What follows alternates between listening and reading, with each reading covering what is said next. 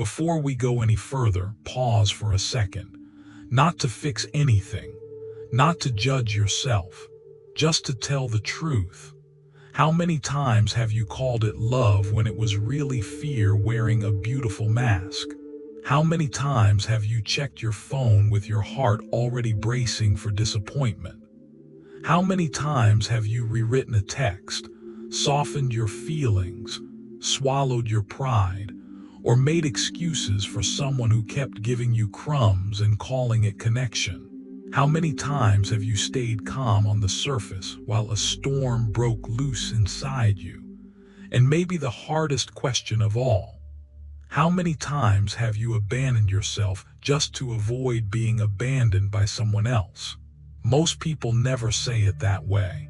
They use nicer words: patience, loyalty, understanding, being the bigger person, giving it time, but deep down they know, you probably know too. There is a difference between loving someone and slowly disappearing to keep them. This audiobook is for the people who got tired of chasing, tired of overthinking, tired of trying to be more lovable, more useful, more patient, more convenient, more easy to keep. It is for the people who kept handing out loyalty like water in a drought while their own inner life turned dry and cracked. Because here is the truth no one likes to say out loud. Begging for love does not bring you closer to love. It pulls you farther away from yourself. And once you are far enough away from yourself, everything feels unstable. Silence feels like punishment. Distance feels like danger. A delayed reply feels like a verdict. One warm moment lifts you up like a king returning to his castle. One cold moment drops you back into doubt. That is not peace. That is emotional captivity dressed up like romance. But something can change. You can stop performing. You can stop shrinking. You can stop treating your worth like it needs outside approval to become real. You can become the person who no longer asks, "What do I need to do so they won't leave?" and starts asking, "Why am I working so hard to keep what does not honor me?" That question changes everything. Because the moment you stop begging, your life begins to return to you. Your mind clears. Your body softens. Your standards rise. Your choices sharpen. You stop chasing affection like a starving traveler chasing a mirage across the desert. You learn how to stand still. You learn how to see clearly. You learn how to leave the table when love is no longer being served. And that is where our story begins. Chapter 1. The hidden price of begging for love. Begging for love is rarely loud. It usually does not look like tears on the floor, dramatic speeches, or desperate messages sent at 2 in the morning. Most of the time, it wears a much quieter face. It looks polite, it looks patient, it even looks mature. That is why so many people miss it while it is happening. It looks like saying, "No worries," when part of you is hurt. It looks like responding right away, even when you feel drained, because you do not want to seem difficult. It looks like pretending you are okay with less than you want because asking for more feels risky. It looks like staying available to someone who keeps showing you in subtle ways that your presence is optional. That is the tricky part.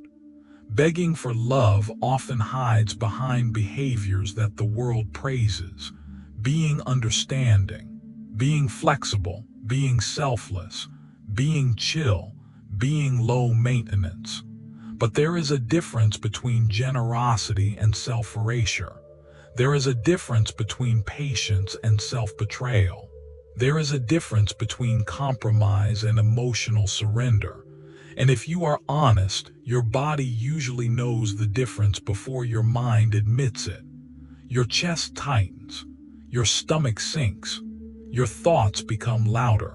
Your day starts revolving around one person's tone, timing, mood, or attention. That is when the inner kingdom begins to wobble. Because power, real power, is not about controlling anyone else. It is not about winning the relationship. It is not about making someone regret losing you. Real power is simpler than that and stronger than that. It is the ability to remain anchored in yourself no matter how another person behaves. It is self-possession. It is emotional steadiness. It is the quiet confidence of knowing you do not need to beg to be treated with care. The moment you start begging, even silently, you hand that power away. You may not see it happen at first. In fact, it can feel harmless. You tell yourself you are just trying. You tell yourself relationships take effort. You tell yourself love requires patience. And yes, real relationships do require effort. Real love does require patience. But effort that costs your dignity is too expensive. Patience that asks you to betray yourself is not wisdom. It is fear. That fear changes the center of your life. Instead of standing inside your own values, your emotional world starts orbiting around someone else's behavior. If they are warm, you feel okay. If they are distant, you panic. If they text back quickly, your mood lifts. If they take too long, your mind writes 10 tragic stories before lunch. Your peace becomes rented property in someone else's hands. That is not intimacy. That is dependency. And dependency has a cruel way of disguising itself as devotion. When you beg for love, what you are often really saying is not "love me." It is "please give me proof that I matter." That is a much deeper wound. It means the relationship is no longer just about connection. It has become a courtroom where your worth is always on trial. Suddenly, every interaction means too much. A short text becomes a sign. A delayed response becomes a threat. A slight shift in tone becomes a mystery to solve. Silence becomes a sentence. You begin analyzing, adjusting, softening, waiting, hoping. You become less spontaneous and more strategic, less honest and more careful, less grounded and more reactive. You stop asking what is true for you and start asking what will keep them close. This is where personal power begins to leak, and the leak is rarely dramatic. It happens slowly, like a ship taking on water in the dark, one ignored need at a time, one unspoken truth at a time, one swallowed disappointment at a time. You tell yourself it is fine. You tell yourself not to make a big deal out of it. You tell yourself maybe you are asking for too much. You tell yourself maybe they are just busy. Maybe they are stressed. Maybe they are complicated. Maybe if you love them better, they will finally feel safe enough to love you back the right way. But here is the brutal truth. Love that only appears when you overextend yourself is not stable love. It is a system where you work harder and harder while the return gets smaller and smaller. And the heart, when it is desperate enough, will call that system hope. What makes this even more painful is that begging can keep a relationship going for a while. That is what confuses people. Sometimes it works in the short term. You over-explain, they stay. You overgive, they soften. You ignore your needs, conflict decreases. You lower your standards, the bond survives another week, another month, another season.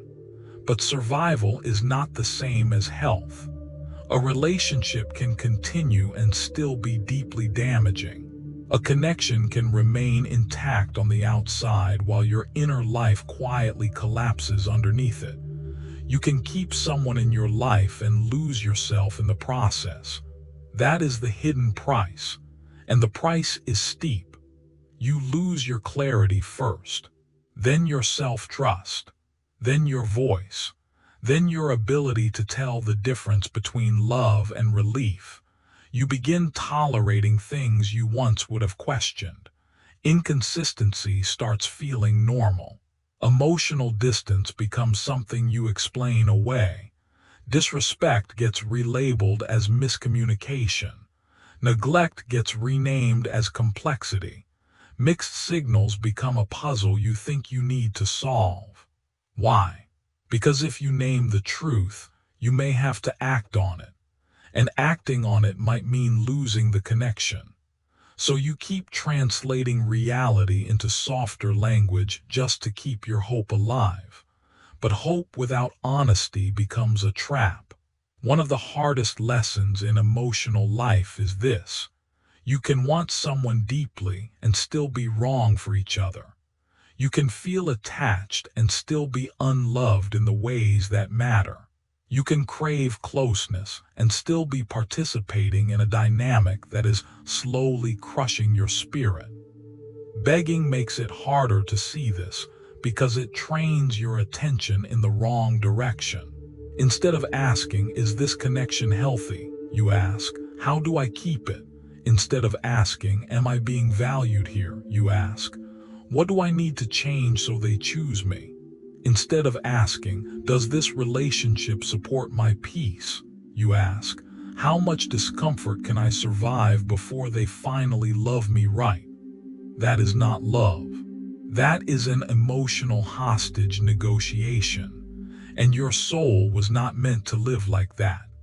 There is also another cost, one people rarely talk about. When you beg for love repeatedly, you begin to respect yourself less. Maybe not all at once. Maybe not in a way you can easily describe. But somewhere inside, a fracture forms. Because every time you ignore your own limits to hold on to someone else, part of you notices. Every time you make excuses for treatment that hurts you, part of you notices. Every time you know you deserve better but accept less anyway, part of you notices. The body keeps score. The heart keeps records. The nervous system remembers every bargain you made against yourself. That is why people in these patterns often feel exhausted in ways rest cannot fix. It is not always physical fatigue. It is the weariness of carrying an inner contradiction. You know something is off, but you keep trying to make it work. You feel hurt, but you keep defending the person hurting you. You want peace, but you keep feeding chaos. That internal split is draining. It is like trying to build a home during a storm while pretending the weather is fine. Eventually, something has to give. And that something is usually your sense of self. You stop trusting your reactions. You second-guess your instincts. You become scared of your own standards. You start thinking your needs are too much. Your feelings become problems to manage instead of signals to respect. That is how power is lost. Not in one grand collapse, but in 1,000 tiny moments of self-abandonment. Now here is where the chapter turns, because this is not meant to leave you in despair. This is the moment where the lantern gets lit. Power can return, but it does not return through more effort. It does not return through becoming more attractive, more agreeable, more understanding, or more emotionally available. It returns through refusal. Refusal to chase clarity from someone committed to confusion. Refusal to keep auditioning for a role in a life where you are only tolerated. Refusal to trade your dignity for temporary attention. Refusal to keep explaining pain to people who benefit from not understanding it. This is the beginning of emotional sovereignty. And no, it does not always feel heroic at first. Sometimes it feels awful. Sometimes it feels like withdrawal. Sometimes it feels like you are doing the wrong thing because your body is used to reaching outward for comfort. Your habits will scream.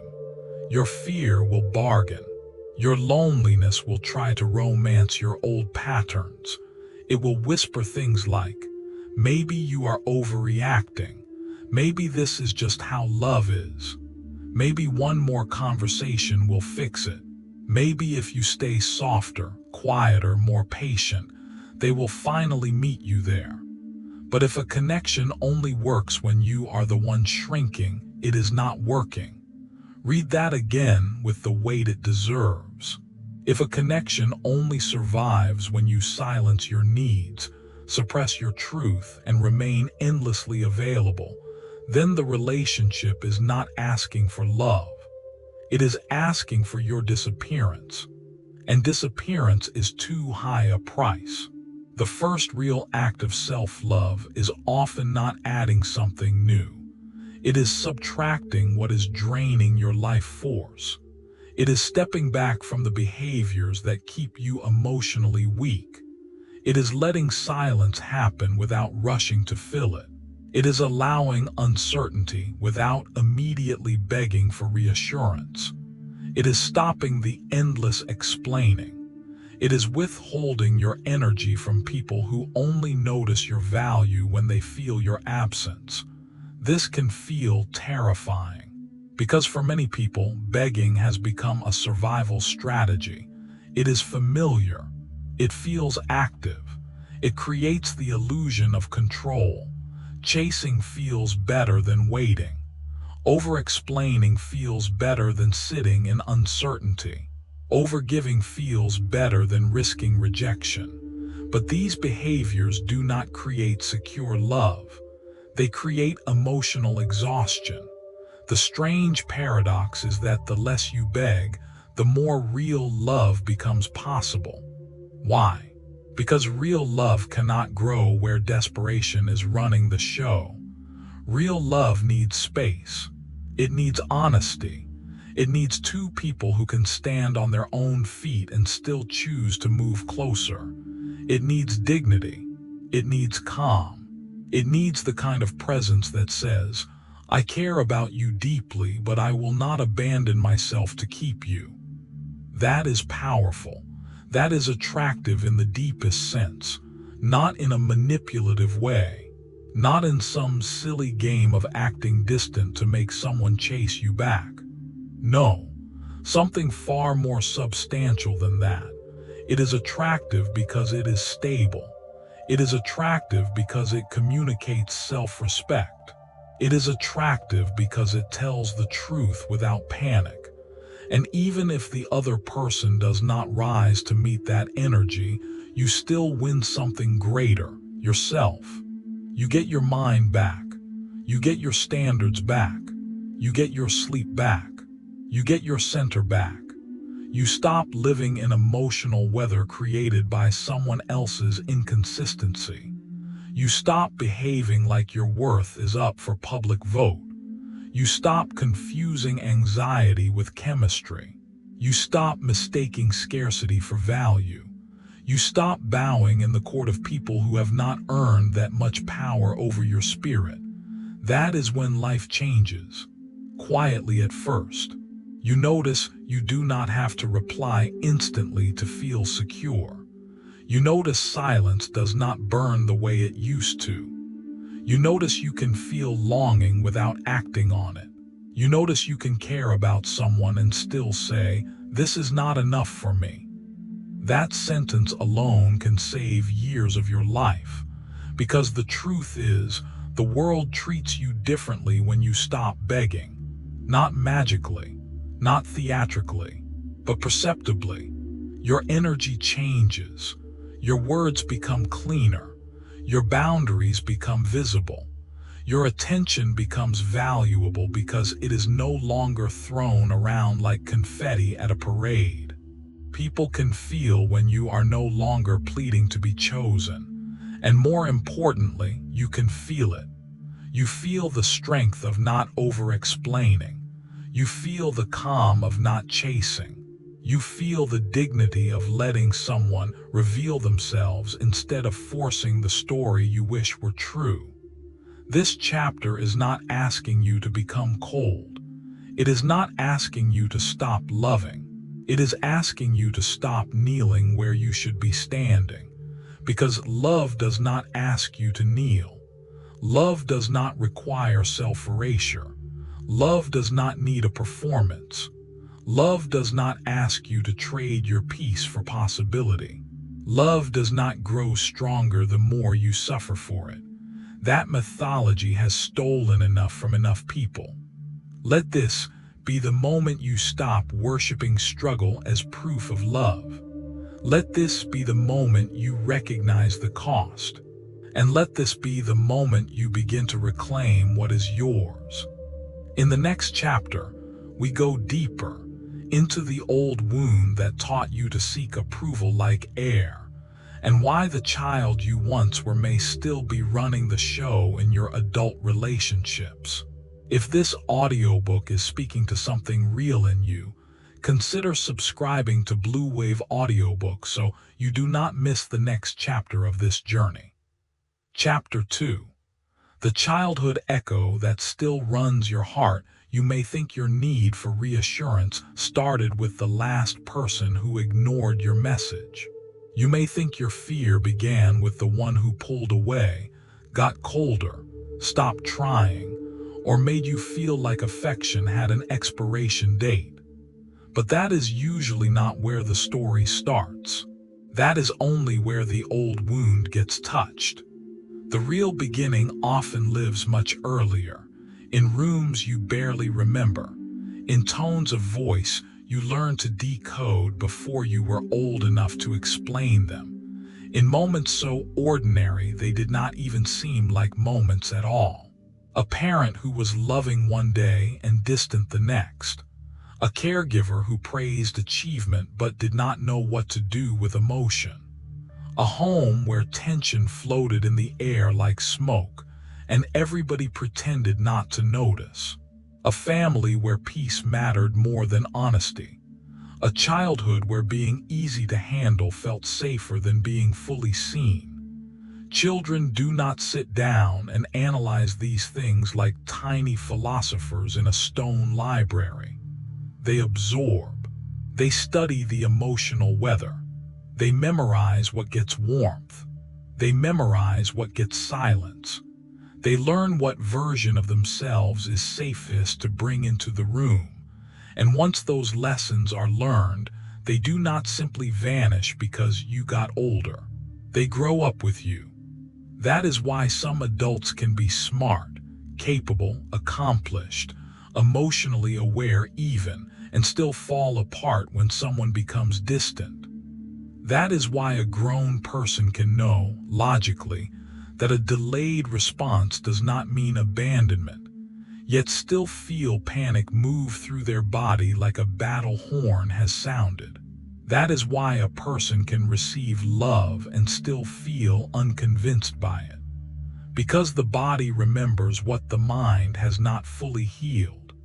And if no one ever taught you that love could be stable, your nervous system may still be searching for proof that it is safe to rest. This chapter is about that search. It is about the early wound beneath your need for validation. The hidden ache that says, "Tell me I matter again. Tell me I'm safe again. Tell me I'm not too much. Tell me I won't be left behind." And more than that, this chapter is about understanding that wound without shame. Because you are not broken for needing reassurance. You were trained into it. The trouble begins when you keep mistaking that training for your identity. A child's first lesson about love is rarely verbal. It is energetic. Before you had words for emotional inconsistency, you felt it. Before you understood the idea of conditional affection, you experienced it. Before you ever called yourself insecure, your body had already started learning when to tense, when to wait, when to perform, when to disappear. If affection came freely, steadily, And without hidden conditions, you likely developed a deeper sense of ease. But if love was tangled up with unpredictability, criticism, pressure, emotional absence, or praise you had to earn, then something else may have formed inside you. Not because you were weak, because you were adaptive. And adaptation is one of the most powerful survival tools a child possesses. If the room got softer when you were helpful, you became helpful. If conflict grew when you expressed needs, you learned to need less. If attention arrived when you excelled, you learned to perform. If approval came when you stayed agreeable, you became agreeable. If emotional distance felt dangerous, you became hyper-aware of every shift in mood. That hyper-awareness may have once protected you, but in adulthood, it often becomes the engine behind emotional exhaustion. You walk into relationships already scanning. You notice pauses that other people would barely register. You hear subtle changes in tone. You read between lines that may not even be there. You detect emotional weather with almost supernatural precision, like some weary little seer trained by old storms. People may even praise this about you. They may say you are intuitive, sensitive, emotionally intelligent, good at reading people, and maybe you are. But sometimes what looks like intuition is actually vigilance. That distinction matters, because vigilance is not peace. Vigilance is the nervous system's way of saying, stay alert. Love might disappear. When that old pattern takes hold, validation begins to feel less like a pleasant bonus and more like oxygen. A loving message can calm you instantly. A warm look can soften your whole body. Someone choosing you can feel like sunlight after a long winter. And for a moment, that relief feels like healing. But it is not healing. It is relief. Relief and healing are not the same thing. Relief says, I feel okay because someone outside me confirmed I'm okay. Healing says, I can remain okay even when confirmation is delayed, imperfect, or absent. That difference is enormous, because when you become dependent on validation, your emotional balance starts living on borrowed land. Other people become the gatekeepers of your calm. Their attention becomes your medicine. Their approval becomes your mirror. Their presence becomes the thing that temporarily quiets an old inner alarm. This is why reassurance can feel so addictive. It is not always the person you are craving. It is the temporary settling of the storm they help create and soothe. That is why one sweet text can feel life-changing for 10 minutes and then vanish into anxiety an hour later. That is why affection may touch you, but not stay with you. That is why you can be loved and still feel uncertain. Because the wound was never just, do they love me? The older wound is often, am I safe when love is not immediately visible? That question takes many forms in adult life. Do they still want me if they need space? Am I okay if someone is upset with me? Can I survive not being reassured right now? If I stop performing, helping, proving, pleasing, or anticipating, will anyone still choose me? For many people, the honest answer buried inside is terrifying. It feels like no. And that is why they overgive, over-explain, over-function, over-attach. Not because they are foolish, not because they lack dignity, but because some younger part of them still believes love must be secured through effort. That younger part deserves compassion, but it cannot be allowed to run your entire emotional life. The difficult thing about childhood conditioning is that it does not announce itself clearly. It blends into your personality. You start saying things like, I'm just an anxious person, or I just care a lot, or I'm just the type who needs reassurance. Maybe. Sometimes. But sometimes what you call personality is really old adaptation that never got retired. You became the peacemaker because conflict felt dangerous. You became the overachiever because attention felt earned. You became the strong one because vulnerability seemed costly. You became the one who understood everyone because being understood yourself felt too uncertain. These roles can make you functional, even admirable. They can also make you lonely. Because when your identity is built around what kept you safe, you may wake up one day and realize you do not know where the role ends and the real you begins. That is where the hunger for validation deepens. If your self-image was shaped around pleasing, performing, helping, or staying easy to love, then being unseen in adulthood hits with extra force. It does not just disappoint you, it destabilizes you. Because if your value was built on what you do for others, then what happens when you stop doing? What happens when you rest? What happens when you ask for something instead of offering it? What happens when you are messy, tired, uncertain human? Do you still count? If that question shakes you, you are not alone. Many people spend years trying to answer it through relationships. They chase emotionally unavailable partners because winning over distance feels familiar. They feel chemistry with inconsistency because unpredictability reminds the body of home. They interpret calm people as boring because steadiness does not activate the old pattern strongly enough. They work harder when given less because some ancient emotional math still whispers, effort leads to love. But it usually does not, at least not the kind of love that heals.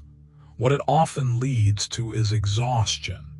You become addicted to tiny doses of reassurance because they interrupt panic. You start confusing temporary relief with deep connection. You stay where you are uncertain because uncertainty feels strangely alive. Calm love can feel foreign. Respect can feel underwhelming. Consistency can feel suspicious. Your system has been trained by tension, so it reads peace as unfamiliar territory. That is why healing can feel boring at first. Not because it is empty, because it is quiet. And quiet can feel terrifying to a nervous system raised on unpredictability. But quiet is where repair begins. Repair does not happen by shaming yourself every time you need reassurance.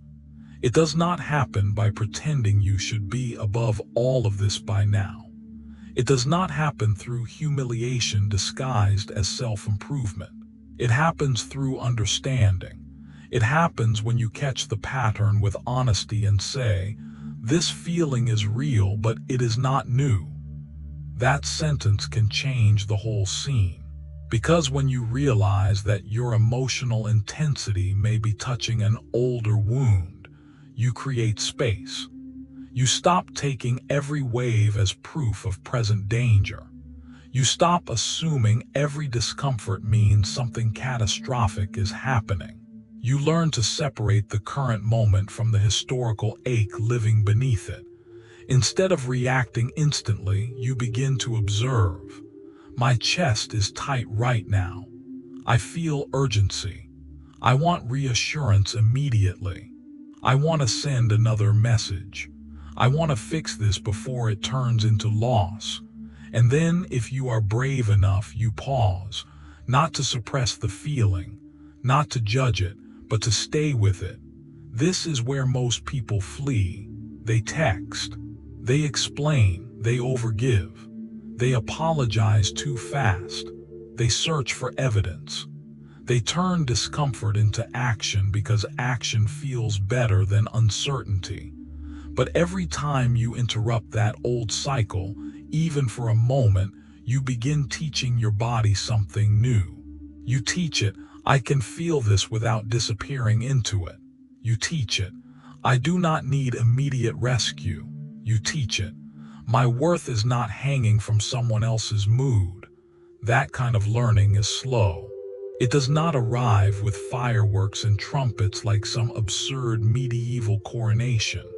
It arrives quietly, repeatedly, through small acts of inner steadiness. You sit with the urge without obeying it. You let silence exist without calling it rejection. You give yourself language no one gave you earlier. You tell yourself the truth in a gentler voice. This hurts, but I am safe. I want reassurance, but I do not need to collapse without it. This feeling belongs partly to the present and partly to the past.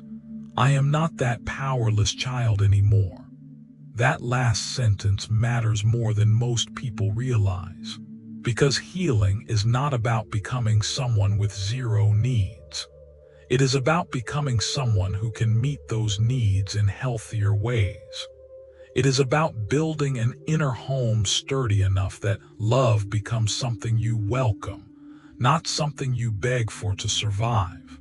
And yes, that means grief, because part of healing this wound involves mourning what you did not receive, mourning the consistency you deserved, mourning the emotional safety you needed, mourning the years you spent chasing outside proof because no one taught you how to offer steadiness to yourself.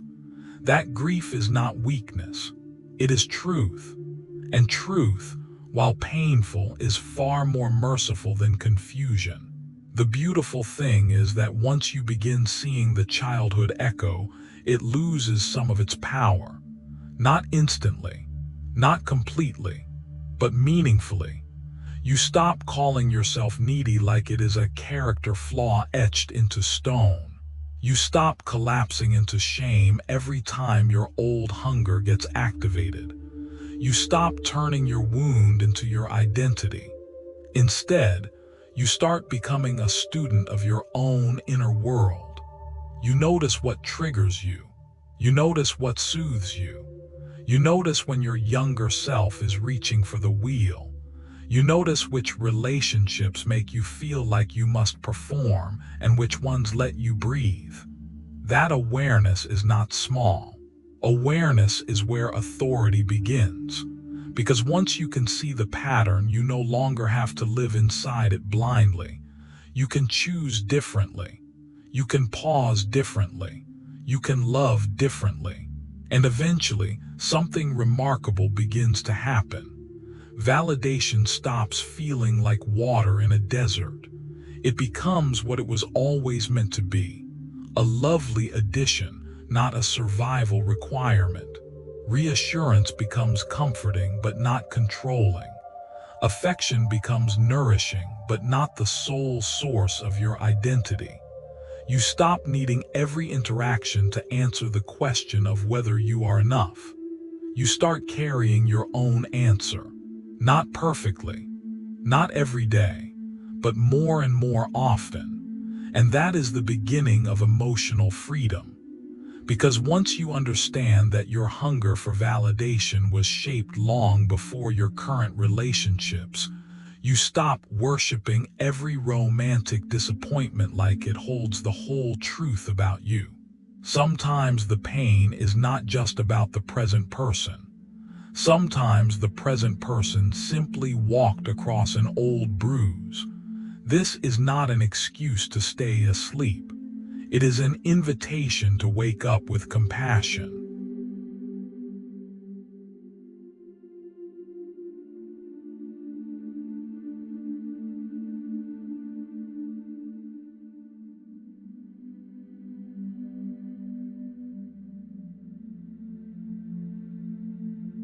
In the next chapter, we go even deeper into one of the biggest confusions in modern love, the difference between attachment and love itself.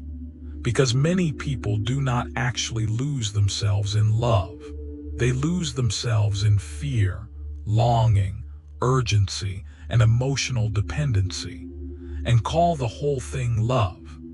If this audiobook is helping you see your story more clearly, consider subscribing to Blue Wave Audiobooks so you can continue this journey one chapter at a time. Chapter 3. Love is not attachment, it is choice. There is a kind of bond that feels overwhelming from the very beginning. It pulls at you, distracts you, consumes your thoughts, turns your phone into an altar and your peace into a hostage. You think about them when you wake up. You think about them when you should be working. You think about them when you are trying to rest. A delayed reply changes your entire emotional climate. A kind word from them feels like sunlight breaking through storm clouds.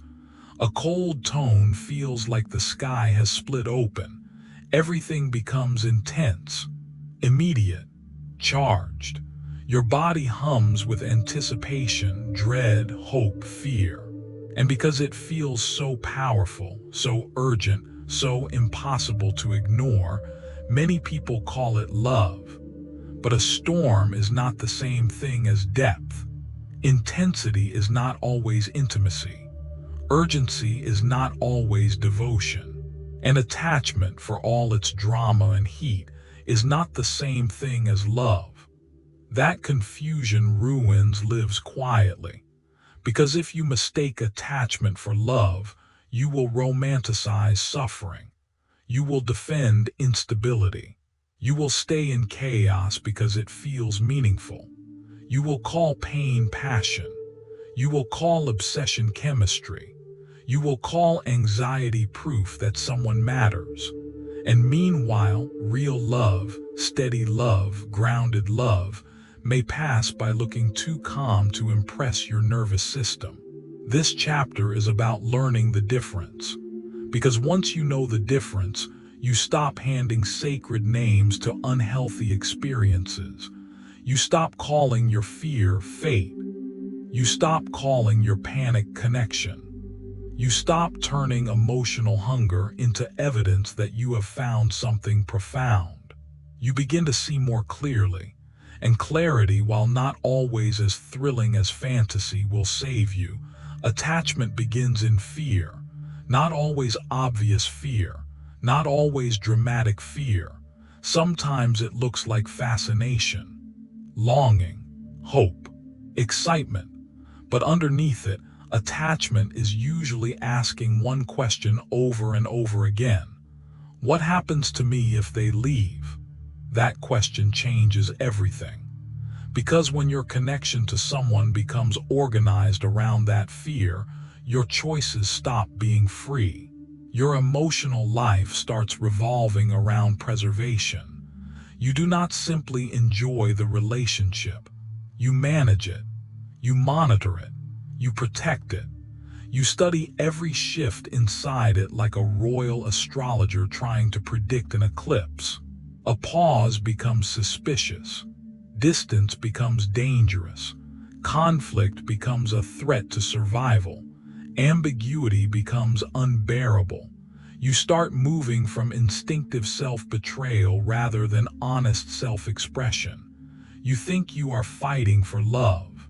Often you are fighting against your own terror of loss, and that terror changes how you show up. You become easier to disappoint, easier to control, easier to keep in emotional suspense. Not because you are weak, but because attachment narrows your world until the relationship feels like the source of your worth, your safety, your meaning, your emotional air supply. That is why attached people often say things like, "I just care too much."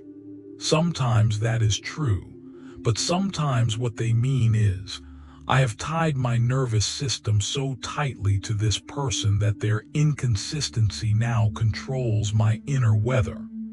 Love does not do that. Love can hurt, yes. Love can involve vulnerability, yes. Love can matter deeply, yes. But love, real love, does not require you to lose your center every time the other person shifts. Love does not demand that you become a full-time interpreter of someone else's mood. Love does not force you to live like a guard standing awake through the night, scanning for danger. Attachment does. Attachment is deeply self-focused, even when it looks devoted. That may sound harsh, but stay with it. When you are attached, your mind is often not asking, "What is true here?" It is asking, "How do I keep this?" It is not asking, "Is this relationship healthy?" It is asking, "How do I stop it from ending?" It is not asking, "Can I be fully myself here?" It is asking, "What version of me will make them stay?" That is why attachment so often leads to performance. You become sweeter than you feel, more available than is healthy, more patient than is honest, more forgiving than is wise. You say yes when your spirit says no. You make yourself easier to handle. You become strategically lovable. And because the bond feels so important, you tell yourself the performance is normal, necessary even. You call it compromise, maturity, effort. But love does not ask for a costume. Love may require growth, but it does not require disguise. This is one of the clearest ways to tell the difference. Attachment asks, "What must I do to keep them?" Love asks, "What is true between us?" Attachment is afraid of the answer. Love can survive the answer. That is why attachment often avoids honesty. Honest questions might shake the bond. Honest boundaries might create distance. Honest needs might reveal incompatibility. Honest truth might end the fantasy. So attachment negotiates, edits, softens, delays, excuses. Love, on the other hand, needs truth. Not because truth is always comfortable, but because without it there is no real relationship, only a managed illusion. And managed illusions are exhausting.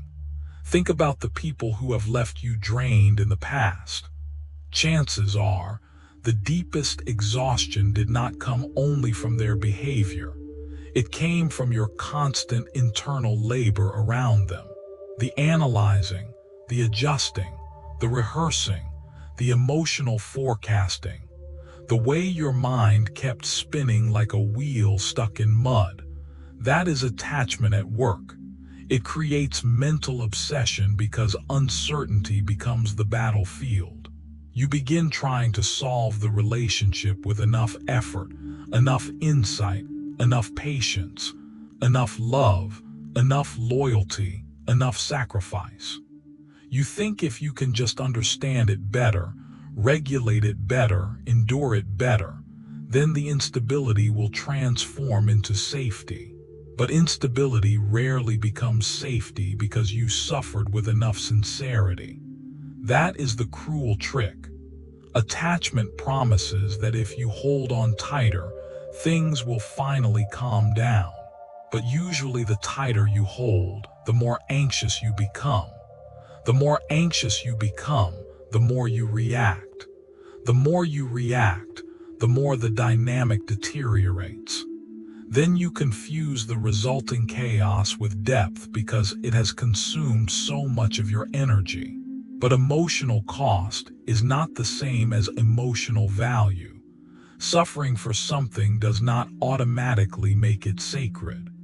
This is where many people get lost.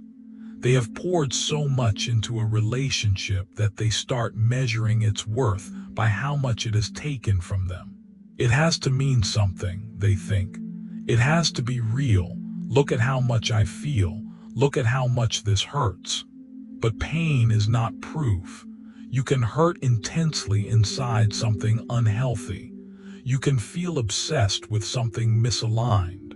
You can be deeply attached to what is slowly undoing you. Real love feels different. Not boring, despite what frightened nervous systems like to say. Not flat. Not empty. Not passionless.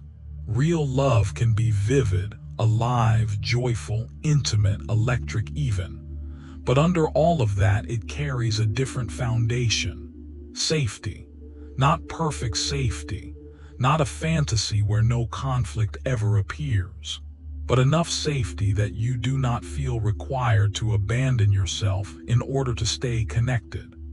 Enough safety that silence does not immediately feel like punishment. Enough safety that truth can be spoken without the whole structure collapsing. Enough safety that your body is not in a constant state of waiting for the axe to fall. Love says, I want to know you. Attachment says, I need to secure you. Love says, I choose you and I also remain myself. Attachment says, if I lose you, I lose too much of me. That difference changes the whole architecture of a relationship. In love, there is room for both people to breathe, room for separate thoughts, room for disappointment without catastrophe, room for boundaries, room for individuality, room for time, room for truth. Attachment hates room. Attachment interprets room as risk. Space feels like danger. Autonomy feels threatening. Delay feels ominous. If something is not immediately defined, secured, reassured, and confirmed, attachment begins writing tragic poetry in your nervous system.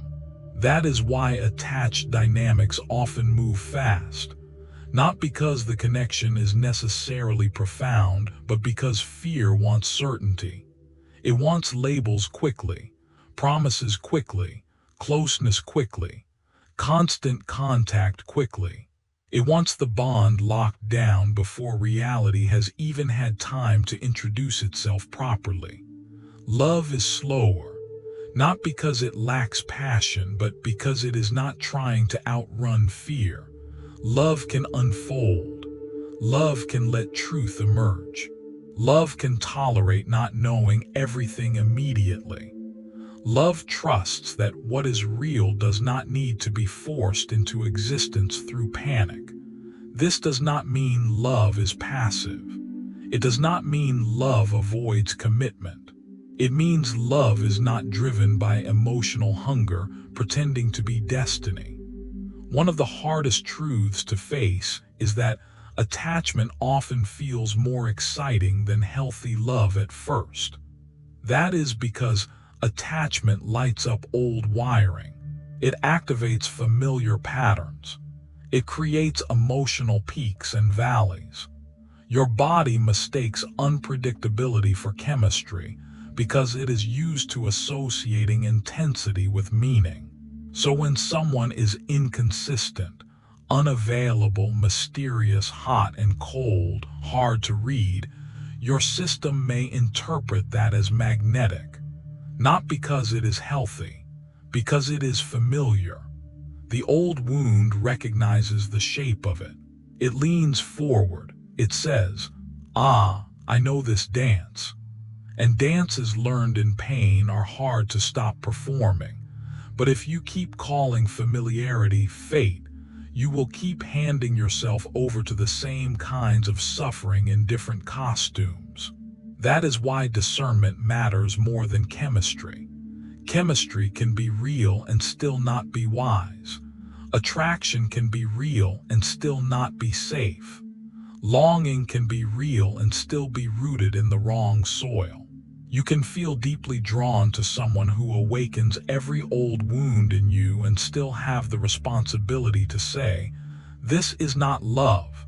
This is activation." That sentence is not glamorous. It is liberating. Because the moment you stop worshiping attachment, you begin getting your freedom back. You stop calling obsession romance. You stop calling instability excitement. You stop calling emotional deprivation a challenge worth winning. You stop trying to turn anxious attachment into a love story simply because it is intense. Then you begin asking different questions. Not, how do I make this work?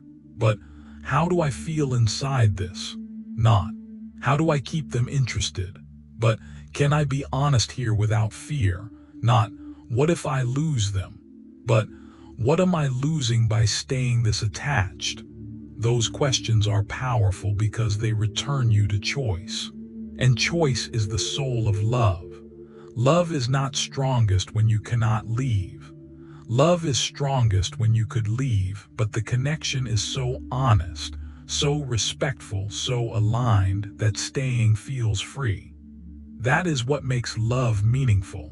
Not captivity but willingness. Not panic but presence. Not emotional fusion but conscious devotion. Choice says, I see you clearly and I still choose this. Attachment says, I cannot see clearly because fear keeps fogging the glass.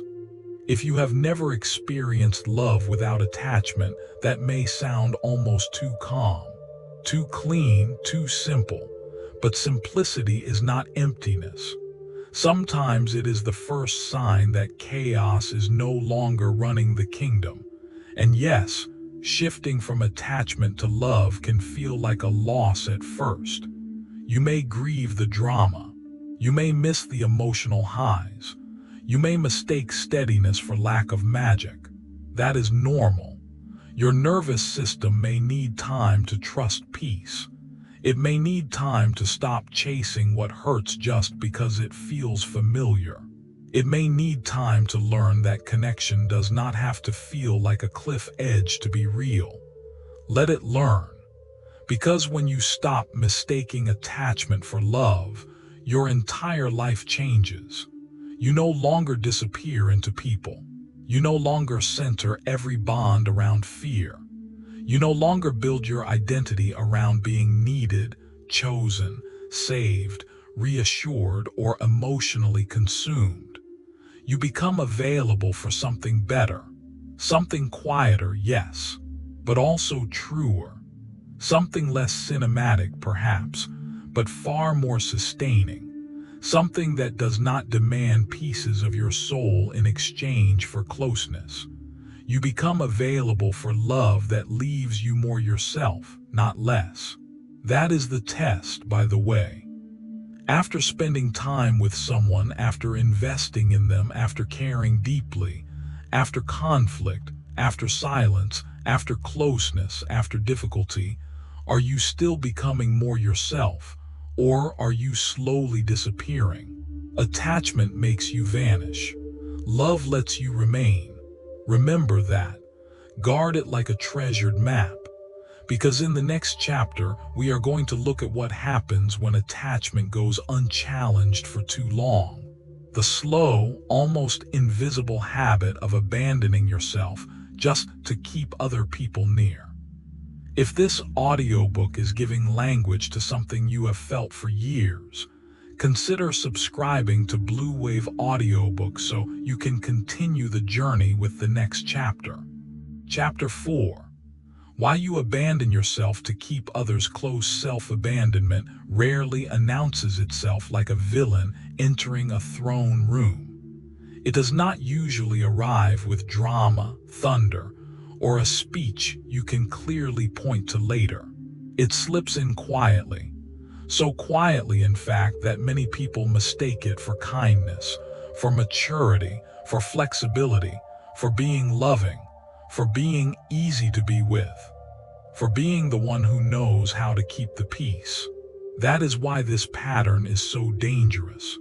You do not wake up one morning and say, "Today I will betray myself in small, socially acceptable ways."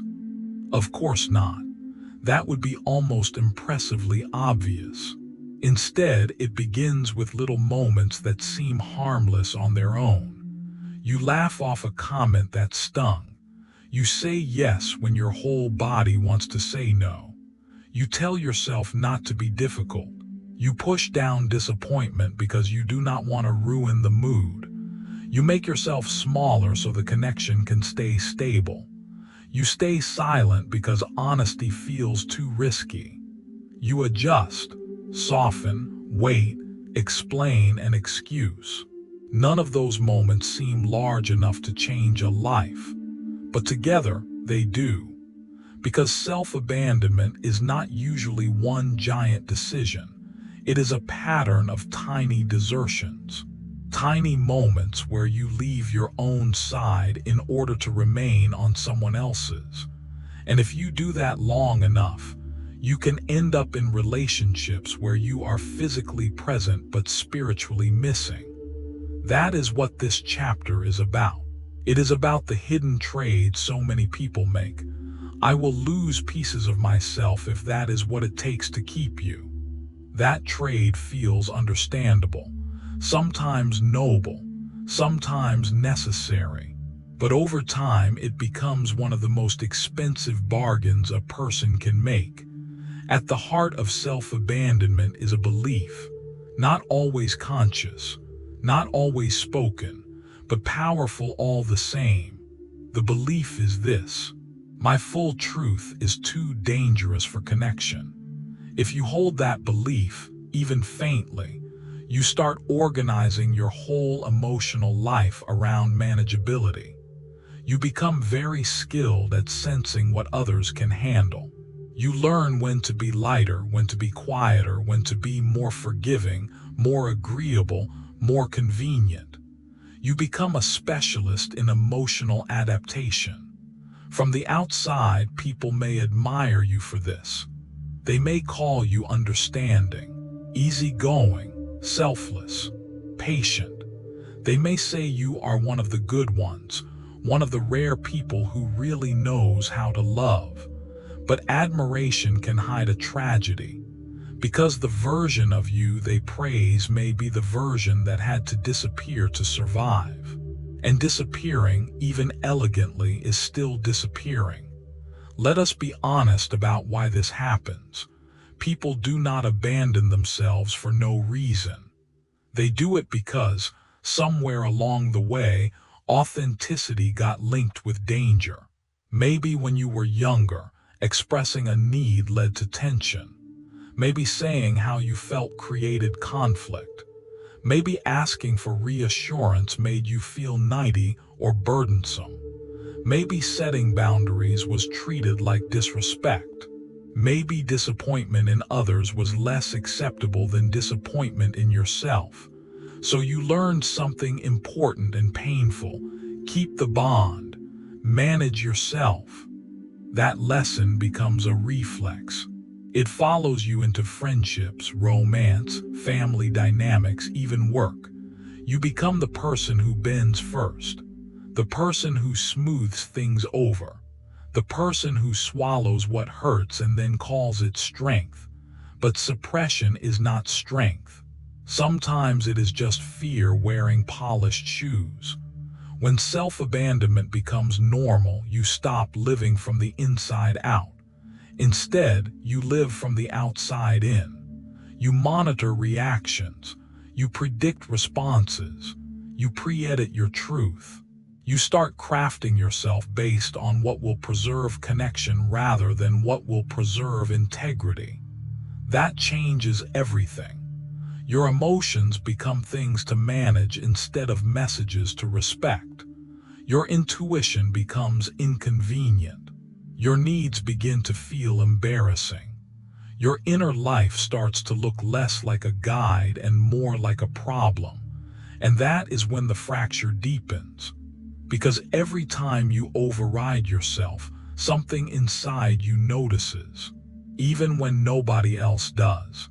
Even when the evening goes smoothly, even when the relationship continues, even when you successfully avoid the awkward conversation, part of you still knows. Part of you knows you did not tell the truth. Part of you knows you stayed silent to stay safe. Part of you knows you made your own feelings less important than preserving someone else's comfort. That knowing accumulates. And what it becomes, over time, is resentment. Not always loud resentment. Not always the kind that explodes. Often it is quiet, heavy, hard to name. A low ache beneath the surface. A private bitterness that says, why am I always the one doing this? Why do I keep disappearing? Why do I keep letting this happen? Sometimes you feel that resentment toward the other person, but often the sharper edge is directed at yourself. Why didn't I say anything? Why did I let that slide? Why did I stay when I knew? Why do I keep doing this? Those questions hurt because they reveal something deeper than disappointment in others. They reveal a collapse of self-trust. And once self-trust begins to weaken, fear grows stronger. You stop believing you will protect yourself. You stop believing your boundaries matter. You stop believing your no has weight. You stop believing that your discomfort deserves action. That is why self-abandonment is so dangerous. It does not only damage the relationship, it damages your relationship with yourself. And if you cannot rely on yourself, every external bond becomes more frightening. Because now, it is not just that someone might hurt you. It is that you do not trust yourself to respond when they do. That creates panic. That is why people stay too long. Not always because the relationship is so extraordinary. Sometimes because they have grown uncertain about their own ability to leave. They no longer trust their instincts. They no longer trust their judgment. They no longer trust that they can survive the disruption of choosing themselves. So they keep accommodating. They stay calm while their body tightens. They keep smiling while resentment grows roots. They keep trying to be gracious while something inside them is quietly starving. Self-abandonment is starvation with good manners. That line matters, because this pattern can look so respectable on the outside that no one realizes how much damage it is doing. You can be incredibly composed while internally falling apart. You can be mature in a way that is actually just highly practiced self-silencing, and the body pays for it. The shoulders tighten. Sleep gets strange. The chest feels heavy. The mind stays busy. You replay conversations. You anticipate future ones. You rehearse, revise, suppress, absorb. It becomes exhausting, not because relationships are naturally exhausting, but because dishonesty toward yourself is exhausting. Let that sink in. It is not always love that drains you. It is often the effort of constantly overriding what you know. A lot of people think they are tired because they care too much. Sometimes they are tired because they are carrying two realities at once.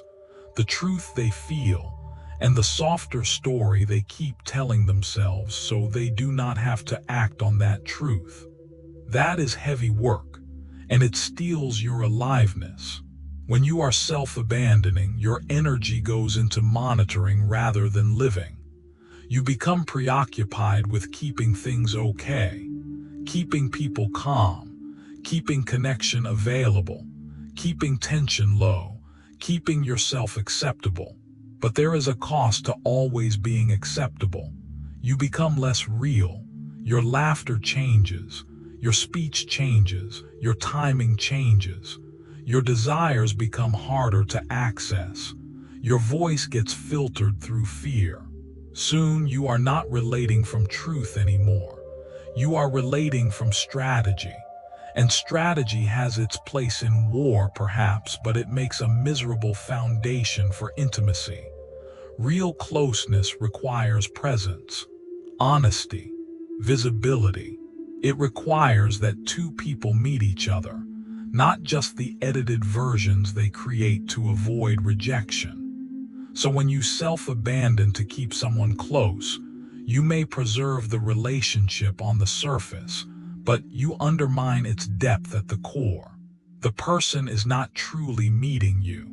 They are meeting the version of you that was designed to avoid loss. No wonder it still feels lonely. That loneliness is one of the cruelest parts of self-abandonment, because you can be with someone, loved by someone even, included in someone's life, and still feel profoundly unseen. Why?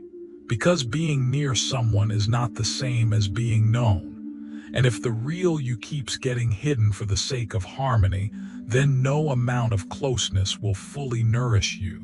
You cannot feel deeply loved while remaining deeply concealed. Sooner or later, the soul rebels. It may rebel as anxiety. It may rebel as resentment. It may rebel as numbness. It may rebel as sudden exhaustion or detachment. It may rebel as a longing you cannot explain. But underneath all of it is one message: I cannot keep living this far away from myself. That message is not a problem. It is a rescue signal. So what changes? The change begins where all real change begins, with honesty. Not dramatic honesty, not reckless honesty, not the kind that tries to punish others with truth. Calm honesty, clean honesty, the kind that says, something here is costing me too much. You begin by noticing the moments where you leave yourself. When do you say yes too fast? When do you laugh to avoid discomfort? When do you explain instead of simply stating a truth? When do you act fine while feeling the opposite? When do you prioritize being understood as agreeable over being authentic? When do you feel your body contract but keep going anyway? These are not small questions. They are lanterns. They illuminate the exact places where your self-respect has been leaking. And once you can see those places, you can begin to change them. The first changes are rarely dramatic. In fact, they often seem almost embarrassingly small. You pause before answering. You let silence hang for a second longer.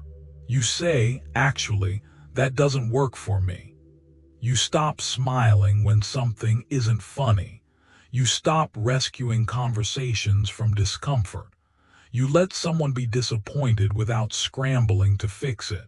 These are sacred acts, even if they look ordinary, because every small moment of self-honoring sends a new message into your system. I am not leaving my own side this time. That message builds trust, slowly, quietly, powerfully. And trust, once rebuilt, changes everything. You begin feeling less frantic because you are no longer negotiating against yourself all day long. Your mind quiets because it no longer has to carry the burden of all the things you refuse to say. Your body relaxes because you stop forcing it to endure what your spirit already rejected. This is where peace begins, not in getting everyone to behave perfectly, not in securing endless reassurance, not in finally becoming easy enough to keep. Peace begins when you stop making your own well-being optional. Now, an important truth. When you stop abandoning yourself, some people will not like it. Not because you became cruel, not because you became selfish, but because your old flexibility may have made their life easier. When you become clearer, steadier, and less available for emotional imbalance, the dynamic changes. People who were comfortable with your silence may resist your voice. People who benefited from your over-understanding may bristle at your limits. People who relied on your endless accommodation may call you different. They will be right. You are different. You are no longer volunteering for quiet self-erasure. Let them react. Their reaction is information, not instruction. Anyone who needs your self-abandonment in order to feel comfortable with you is not asking for love. They are asking for access without responsibility. And you do not owe that to anyone. As you grow, you will begin to notice something beautiful. Relationships that are truly healthy do not become more fragile when you become more honest. They become more real. The right people may not always love every boundary, every truth, every change in the moment, but they will be capable of meeting it with respect. They will not require your disappearance as the price of closeness. That is how you know you are moving toward something worthy, not because there is zero tension, but because your truth no longer threatens the entire bond. This is the deeper promise waiting on the other side of self-abandonment. You get to come back to your instincts, back to your standards, back to your feelings, back to your body, back to your voice, back to the version of you who does not need to be edited into lovability. And that return will feel unfamiliar at first. You may feel guilty. You may feel exposed. You may feel rude for simply being honest. You may wonder if you are overcorrecting. That is normal. A person who has been abandoning themselves for years will often mistake self-respect for harshness in the beginning. The nervous system does not know the difference yet. It only knows that things feel new. Stay with it anyway, because new is often where freedom lives. In the next chapter, we are going to explore the fear that keeps this whole pattern alive. Loneliness. Not just being alone, but the panic that rises when there is no one there to distract you from your own ache. Because until you can sit with loneliness without collapsing, you will always be tempted to trade yourself for company.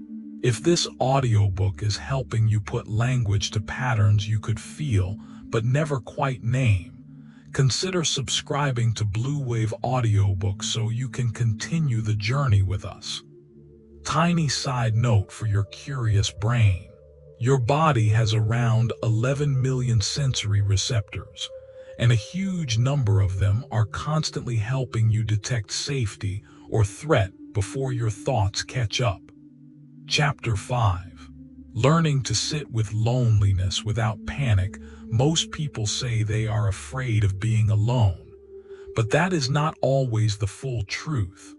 What many people are really afraid of is what happens inside them when the noise stops. No messages, no distraction, no one to reassure them, no one to reach for, no immediate proof that they matter to someone in that moment, and suddenly the room feels bigger, the silence feels louder, the mind starts moving, the chest tightens. Old memories wake up like they have been waiting in the dark. That is the moment many people call loneliness. But loneliness is not always the problem. Often, panic is. Panic is what turns a quiet evening into a personal crisis.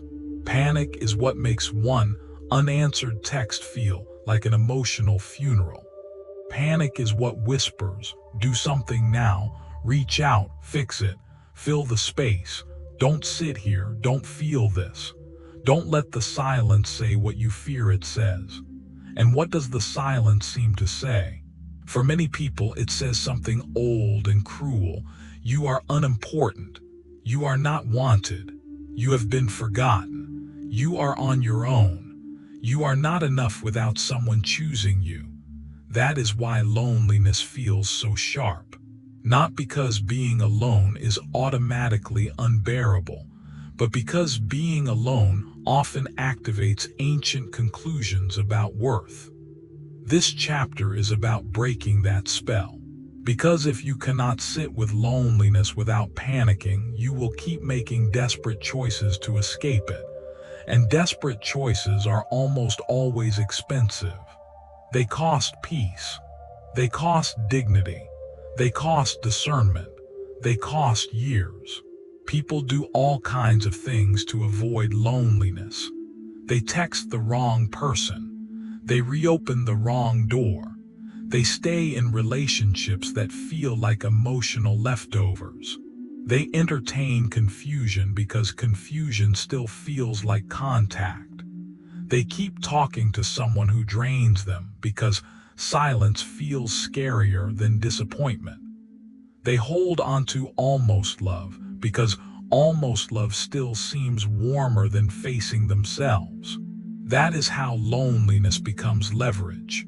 The moment you believe being alone is unbearable, you become vulnerable to anything that offers temporary relief. Not real nourishment, relief. And relief can look a lot like love when you are starved. That is the dangerous part. Because fear of loneliness can make you accept things your healed self would never tolerate. You can get attached to poor treatment simply because it interrupts the ache. You can confuse availability with compatibility. You can call something meaningful just because it kept you from feeling empty for a few hours. But borrowed comfort is not the same as inner safety. And until you learn the difference, loneliness will keep negotiating on behalf of your standards. Let us slow this down. Why does being alone trigger so much fear in the first place? For some people, solitude was never modeled as something peaceful. Maybe home felt tense unless someone was pleased. Maybe silence in childhood meant anger was coming. Maybe distance meant emotional withdrawal. Maybe being left alone did not feel restful. It felt like disconnection, neglect, uncertainty, punishment. So now, in adulthood, aloneness can stir up something much older than the present moment. A quiet house does not feel neutral. It feels loaded. An unanswered phone does not feel simple. It feels symbolic. An empty evening does not feel spacious. It feels exposing. That is why the body reacts before the mind can offer reason. Your heart races. Your thoughts sprint ahead. You want to scroll, call, eat, wander, binge, message, fantasize, anything to avoid the nakedness of your own company. Again, this does not mean you are weak. It means your nervous system learned to associate aloneness with discomfort, uncertainty, or emotional danger. And what the nervous system associates with danger, it tries to escape. But escape has consequences. Every time you run from loneliness, you accidentally teach yourself the same lesson. This feeling is too much for me. Then the next time loneliness appears, it arrives with even more power. Because now it is not just a feeling. It is a feared feeling, a dreaded state, a private dragon you never learn to face.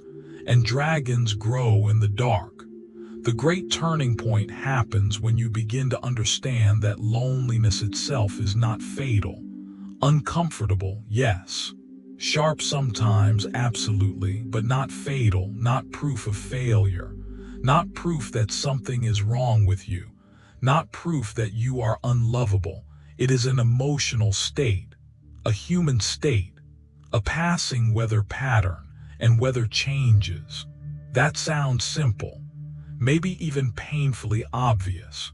But obvious truths are often the ones people ignore while making gloriously bad decisions. Learning to sit with loneliness does not mean you suddenly start loving empty rooms and silent nights. It does not mean you become detached, robotic, or immune to longing. It means you stop treating aloneness like an emergency. That shift is enormous. Because when loneliness is no longer an emergency, you stop bargaining with chaos just to avoid it. You stop contacting people who cost you your peace. You stop romanticizing the familiar ache of unhealthy connection. You stop making fear-based decisions in the dark. Instead, you begin to build tolerance. Tolerance is not glamorous. It will not get turned into a dramatic movie scene with rain and violins. But it is powerful. Tolerance means you can feel discomfort without immediately obeying it. It means the urge to escape no longer controls the entire kingdom. At first, this can feel brutal. You sit in your room and feel the restlessness. You want to reach for your phone. You want noise. You want proof that someone is there. You want the ache to end quickly. Instead of obeying the urge, you stay. Maybe only for a minute at first. Maybe for 3 minutes. Maybe long enough to notice that the feeling rises, peaks, shifts, and changes shape. That alone is a revelation. Because most people do not actually know what loneliness feels like once they stop running from it. They only know the panic before the escape. And beneath that panic, something surprising is often waiting. Space. Not emptiness in the tragic sense. Space. Room. A clearing. A place where you can finally hear yourself again without the constant static of managing another person's responses. That is why solitude, once tolerated, can become sacred. It gives you back your own signal. When you stop filling every quiet moment with somebody else's presence, attention, validation, or distraction, you begin to notice what has been buried under all the noise. Your real fatigue, your real desires, your grief, your hunger, your anger, your creativity, your confusion, your truth. This is why many people avoid solitude. Not because there is nothing there, but because there is too much there. Too much unfinished feeling. Too many neglected questions. Too many truths waiting at the door like unpaid debts. But these truths do not become less real because you keep dating around them. Eventually, if you want peace, you have to meet yourself. That meeting can be awkward at first. You may realize how dependent you became on stimulation, how often you used conversation to avoid reflection, how often you called someone not because you genuinely wanted connection, but because you did not want to be alone with your own mind, how often you stayed in the wrong bond simply because it was easier than facing the emptiness that might follow. Do not shame yourself for this. Most people are running from something. Some do it with busyness. Some do it with romance. Some do it with work, food, entertainment, substances, or constant motion. A person can fill every hour and still be haunted by the silence they never allow. The question is not whether you have been running. The question is whether you are ready to stop. Because the moment you stop running from loneliness, loneliness begins to change. At first it feels like exposure. Then it feels like discomfort. Then it begins to feel like stillness. Then, if you stay long enough, it may begin to feel like reunion. A reunion with your own life. You start noticing small things again. The way light falls through the window at a certain hour. The way your breath changes when you are finally not waiting on anyone. The way your body settles when you are not bracing for emotional interruption. The way your thoughts become clearer when they are not circling around whether someone will reply, choose you, explain themselves, or come back. That clarity is priceless. Because when you are no longer terrified of being alone, your standards become stronger. Not harsher, stronger, cleaner, more honest. You stop saying yes to half love just because full solitude scares you. You stop mistaking attention for intimacy. You stop viewing every ending as proof that you must return to whoever offers familiarity. You begin to choose. And choice is impossible when fear is driving the carriage. People who cannot tolerate loneliness often think they are choosing relationships. Many times they are choosing anesthesia. They are choosing whoever interrupts the ache fastest. They are choosing company over compatibility, contact over clarity, immediacy over alignment. That is not freedom. Freedom arrives when you can sit in a quiet room without making it mean you are abandoned by life. Freedom arrives when someone pulling away no longer turns you into a beggar at the gates of their affection. Freedom arrives when solitude becomes survivable, and then useful, and then, even if only sometimes, beautiful. Now let us make this practical, because all insight with no practice becomes decorative philosophy. Pretty, perhaps, useless in battle. How do you learn to sit with loneliness without panic? First, you make the experience smaller than your fear says it is. You do not promise yourself a grand week of enlightened solitude like some monk king on a mountain. You start with 10 quiet minutes. 10. No phone, no music, no reaching, just sitting. And yes, at first it may feel ridiculous. Your mind will squirm like it has been sentenced to medieval torment. It will offer you errands, memories, theories, cravings, dramatic interpretations of your entire life. Let it. You are not trying to have a perfect mind. You are trying to stop obeying every impulse to escape.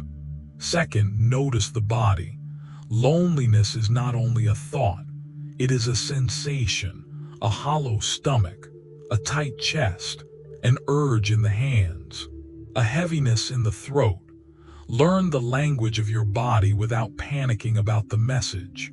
When you say, "My chest is tight," instead of "I am doomed," you change the whole experience. Third, stop making the feeling mean something final. Loneliness often shows up and says, "This is forever." It lies. Feelings love pretending they are prophecies. They are usually weather reports, and even those are unreliable. Fourth, begin giving yourself forms of presence that are not dependent on another person's response. A walk without your phone, cooking yourself a real meal, reading something nourishing, writing what you actually feel, stretching, breathing slowly, making your room gentler. These are not silly little self-care cliches. Done honestly, they are signals to your nervous system that your own presence counts. That matters more than you think. Because many people say they want to be loved, but they do not know how to make their own inner world feel inhabitable. They want someone else to turn the empty house into a home. But another person cannot sustainably do that work for you. They can visit. They can share life. They can love you richly. But if your inner house feels abandoned by you, no guest will be able to fix the foundation. This is what learning solitude really is. Becoming a safe place to return to. Not a perfect place. Not a constant blissful place. A safe place. A place where disappointment can happen without total collapse. A place where silence can exist without becoming accusation. A place where longing can rise without sending you sprinting toward the nearest unworthy connection. And the longer you practice this, the more you notice a powerful shift. Someone takes a little space and you do not immediately spiral. A message comes late and your whole identity does not shake. A relationship ends, and while it hurts, it does not erase you. An empty evening appears, and instead of treating it like evidence of your failure, you begin to treat it like open land. That is maturity, not the fake kind that performs detachment while secretly starving. The real kind, the kind that can feel deeply without becoming desperate. The kind that can want connection without needing it to avoid themselves. The kind that can love others without using them as shields against inner discomfort. And strangely enough, when you stop panicking about being alone, you become better at connection. Cleaner, more present, less clingy, less performative, less controlling. You stop trying to squeeze certainty out of every interaction. You stop demanding that people rescue you from moods they did not create. You stop calling every moment of distance a threat. That makes relationships lighter, healthier, more honest. Because now you are not saying, Stay with me so I do not have to feel myself. You are saying, I know how to be with myself and I would still like to share life with you. That is a completely different kind of love, and that difference will save you from many future mistakes. In the next chapter, we will explore how to build emotional independence, not by becoming numb, not by pretending not to care, but by learning how to feel deeply without handing other people the keys to your inner world. If this audiobook is helping you breathe a little deeper and see yourself a little more clearly, consider subscribing to Blue Wave Audiobook so you do not miss the next chapter. Tiny challenge. The next time loneliness visits, do not run for 5 minutes. Just 5. Sit, breathe, notice, and let the feeling reveal its true size. Chapter 6. The discipline of emotional independence. Emotional independence is one of the most misunderstood ideas in the modern world. Some people hear that phrase and imagine coldness, distance. A person who never needs anyone, never leans, never cries, never feels shaken, never misses anyone, never wants comfort. A person made of marble and good lighting. But that is not emotional independence. That is emotional armor.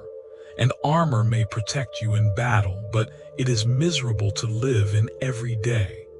Real emotional independence is something far more human and far more powerful. It does not mean you stop feeling.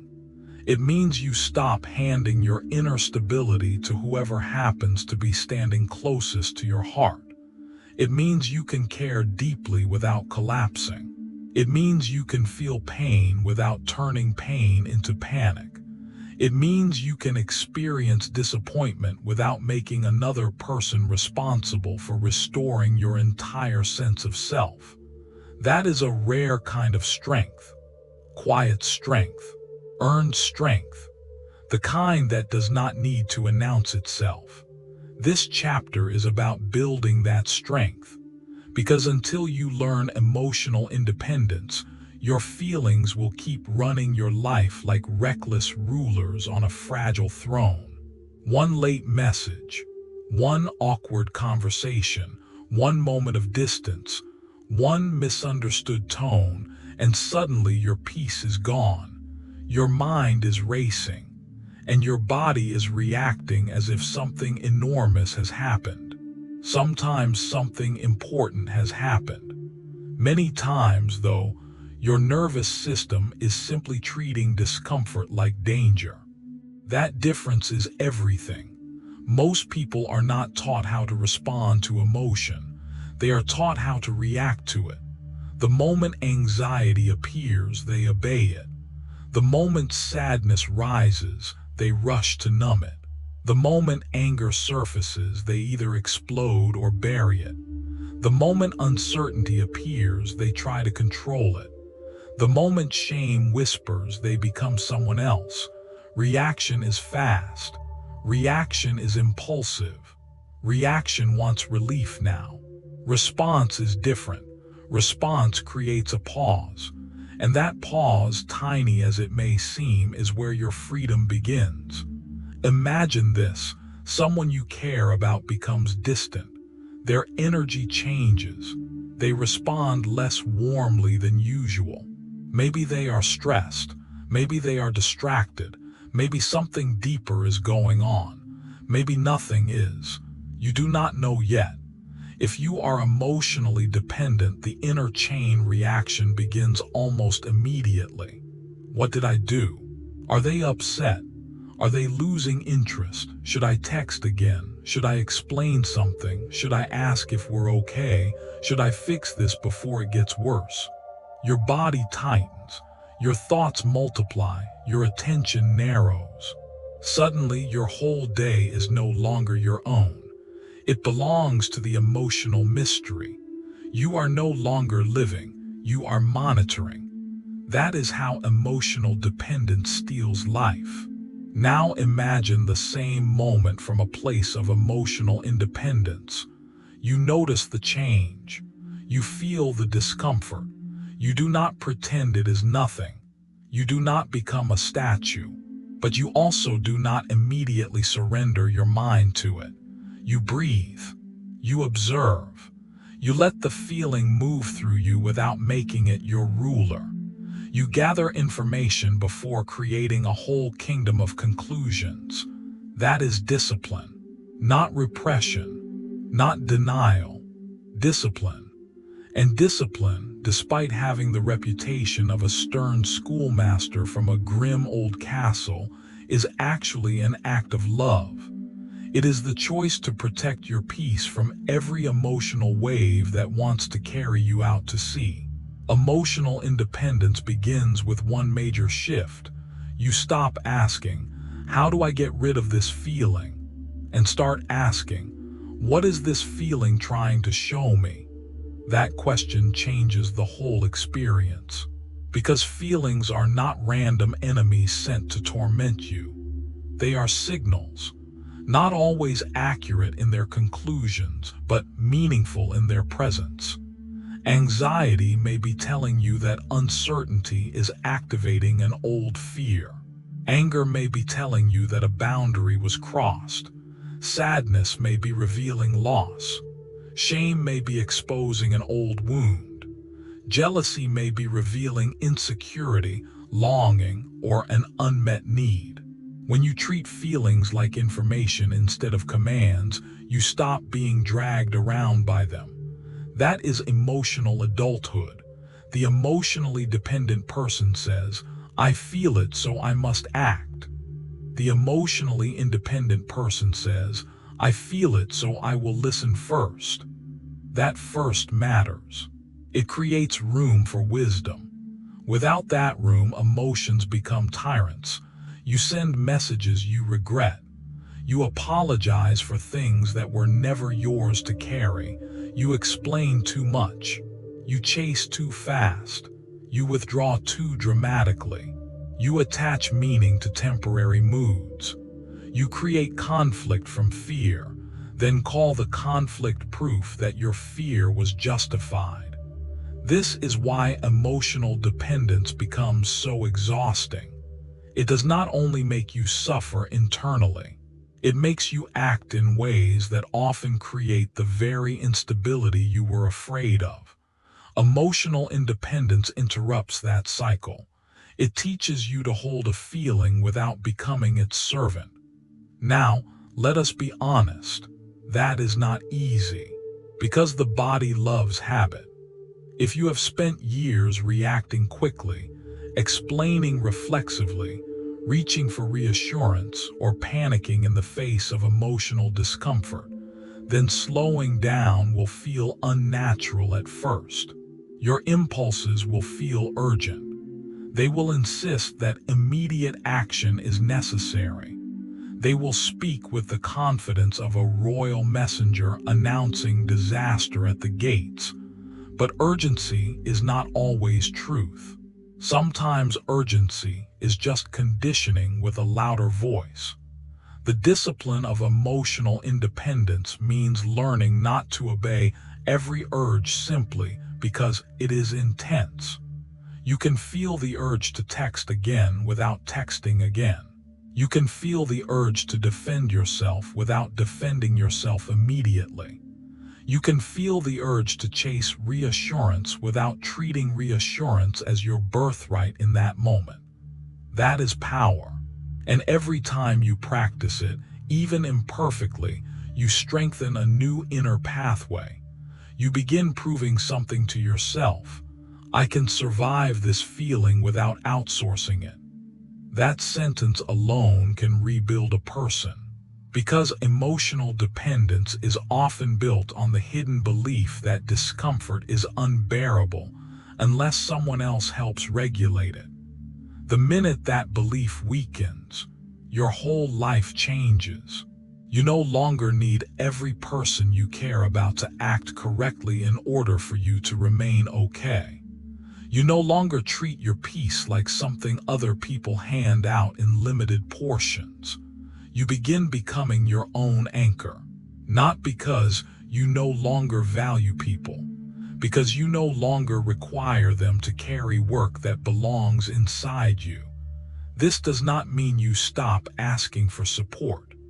Emotional independence is not isolation. It is not pretending you have no needs. It is not refusing comfort.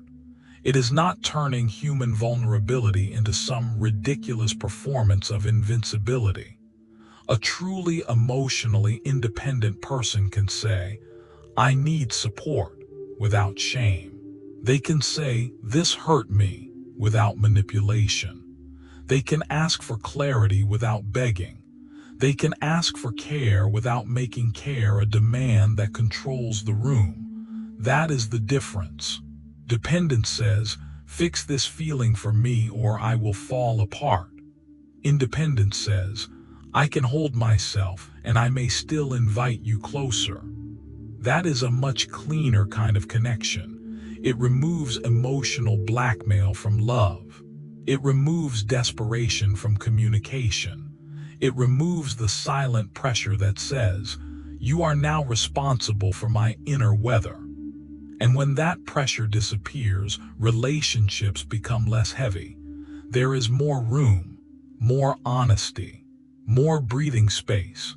People can care for each other without becoming each other's emotional life support systems. This is especially important in conflict. Emotionally dependent people often treat conflict like a threat to survival. The moment tension appears, they feel the need to resolve it immediately, often before they have even understood what they themselves feel. They rush to fix, clarify, smooth over, defend, or beg for reassurance. Not because they are mature, but because unresolved tension feels intolerable. Emotionally independent people do something different. They pause. They let the dust settle. They feel their feelings. They sort signal from story. They choose words after the wave, not during it. This does not make them indifferent. It makes them responsible. And responsibility is deeply stabilizing. Imagine the difference between these two responses. One says, "Why are you acting like this? Did I do something? Can you just tell me what's wrong? I hate when you do this. I can't do this silence thing." The other says, "I'm noticing some distance and I don't want to make assumptions. If something's going on, I'm open to talking when you're ready." One response is trying to discharge anxiety. The other is anchored in dignity. That is emotional independence in language. It does not mean you never feel the same panic as the first person. It means you do not let the panic write the script. That is a discipline, and like any discipline, it is built in repetition. You learn it in the small moments, in the unsent message, in the extra breath, in the walk before the reaction, in the decision to sleep on it, in the refusal to turn emotional discomfort into immediate action. At first, this can feel frustrating. You may think, "But my feelings are real." Of course they are real. No one is denying that. The question is not whether they are real. The question is whether they are entitled to immediate authority.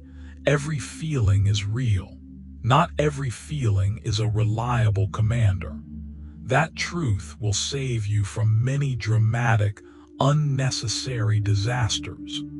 Another part of emotional independence is learning to distinguish feeling from identity.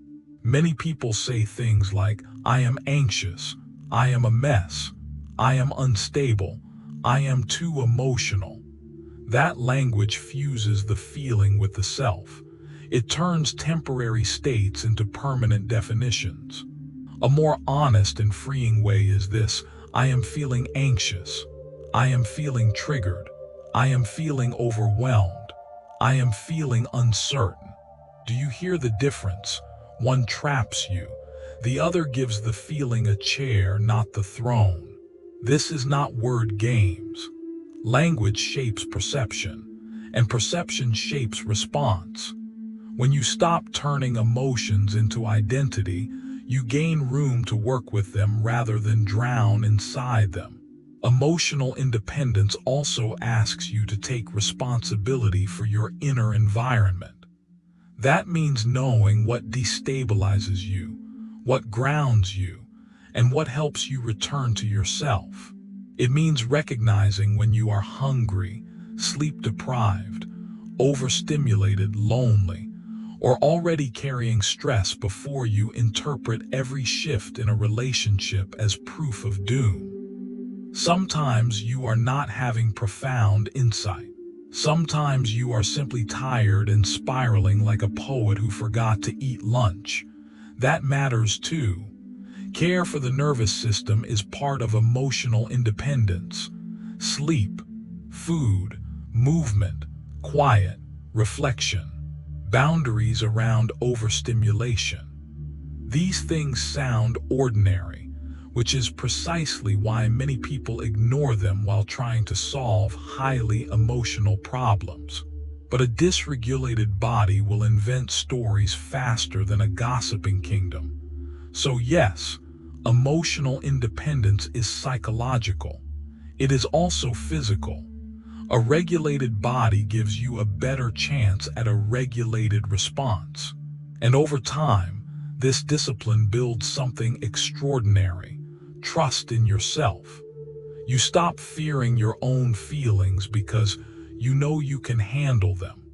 You stop dreading uncertainty because you know you do not have to answer every inner alarm with outer action.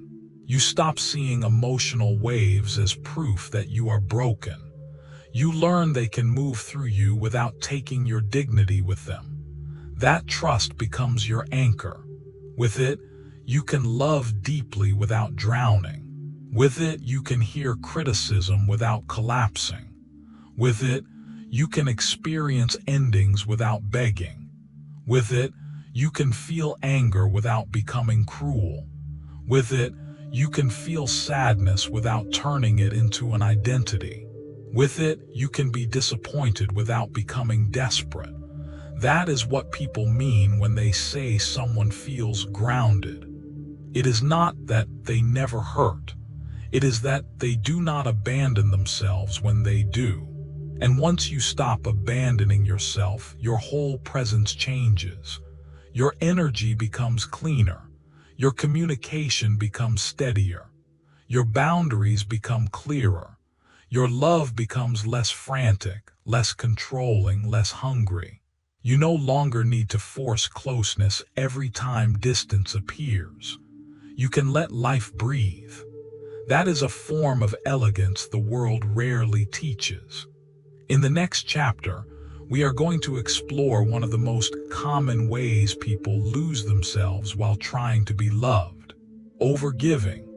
Because sometimes what looks like generosity is actually fear in disguise, and learning to give less, but more truthfully, can restore balance, dignity, and respect.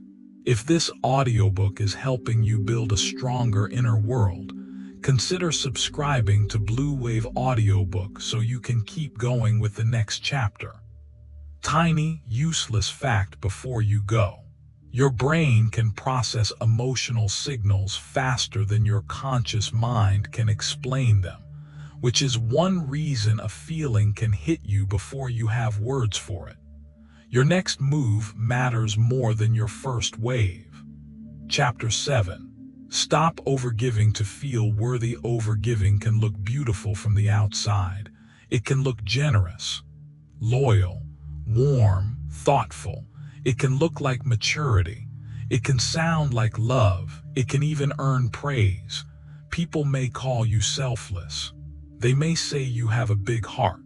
They may say anyone would be lucky to have someone like you. And maybe that is true. But there is a shadow side to overgiving that almost nobody talks about honestly. Sometimes you are not giving because you are full. Sometimes you are giving because you are afraid. Afraid that if you stop, people will lose interest. Afraid that if you do not make yourself useful, you will become forgettable. afraid that if you are not the one who understands, supports, forgives, fixes, offers, reaches, checks in, and carries the emotional load, then maybe there will not be enough reason for someone to stay. That is the hidden wound beneath so much overgiving. It is not always generosity. Sometimes it is worthiness panic in a very elegant outfit. This chapter is about understanding that difference, because overgiving can quietly ruin your peace while making you look like a hero. And heroes, tragically enough, are often the ones left bleeding in silence while everybody admires the sacrifice. Here is the first truth. Giving is not the problem. Giving can be beautiful, loving, healthy, deeply human. Real love does involve generosity. Real friendship involves effort. Real connection asks something of us. The problem begins when giving becomes your strategy for securing love instead of your natural expression of it. That is when it starts costing too much. You answer immediately even when you are tired. You make time you do not really have. You listen when you are empty.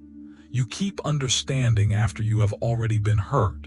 You offer patience far beyond what truth would require. You forgive before healing has even begun. You show up and show up and show up again. And maybe no one forced you to do all of that. That is what makes it confusing.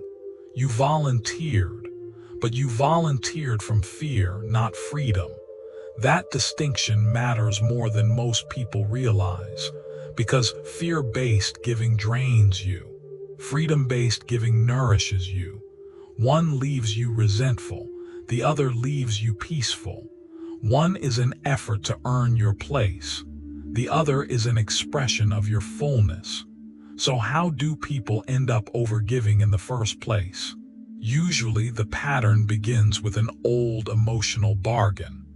At some point in life, often much earlier than you realize, you learned that being valuable meant being useful, being easy, being helpful, being the one who could carry more, being the one who asked for little and offered a lot, being the one who made life easier for others.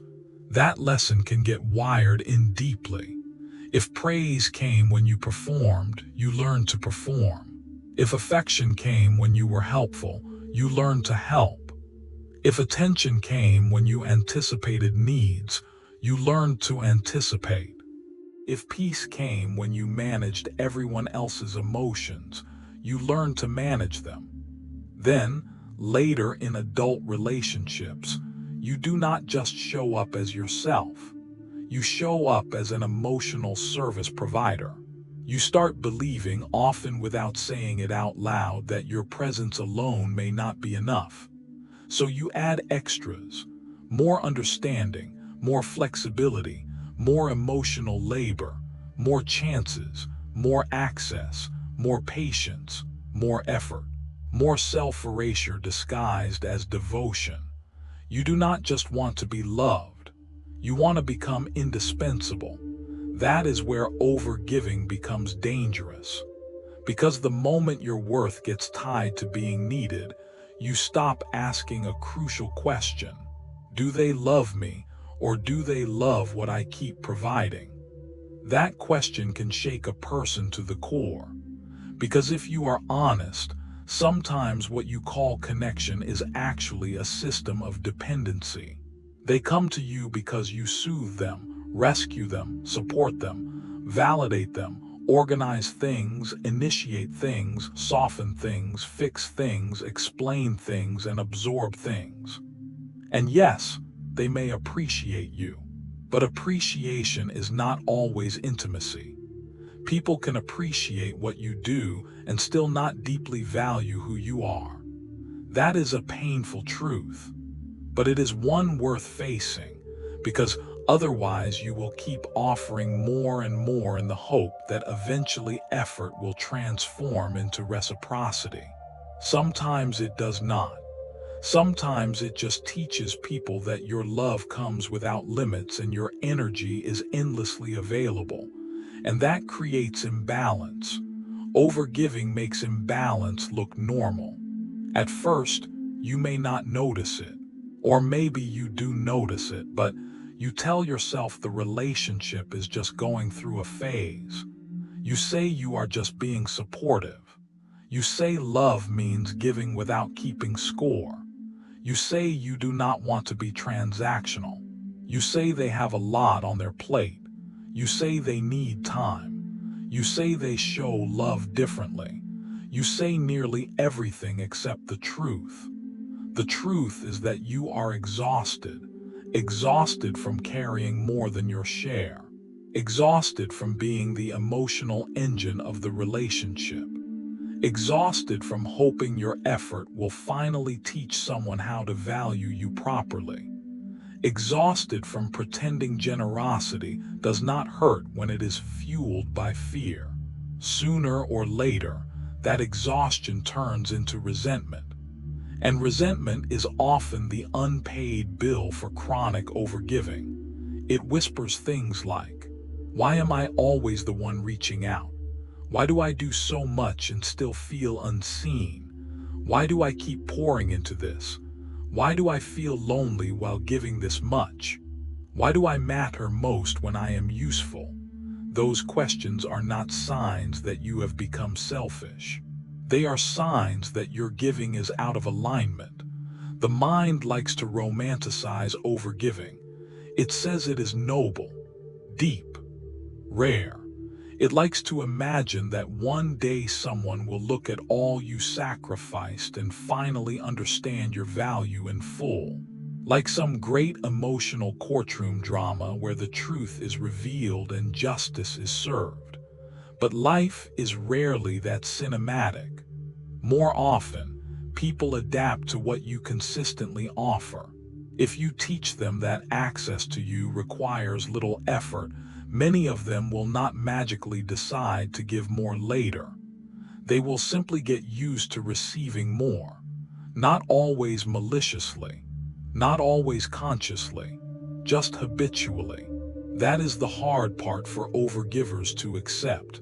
You are not only responding to a dynamic, you are helping create it, not because you are bad, because patterns are participatory.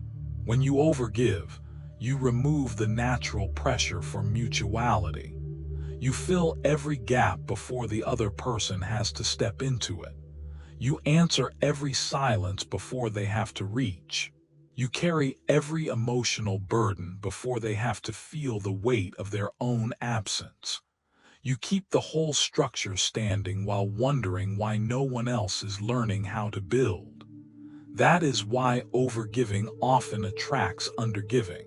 Not because you deserve imbalance, because imbalance loves unguarded generosity.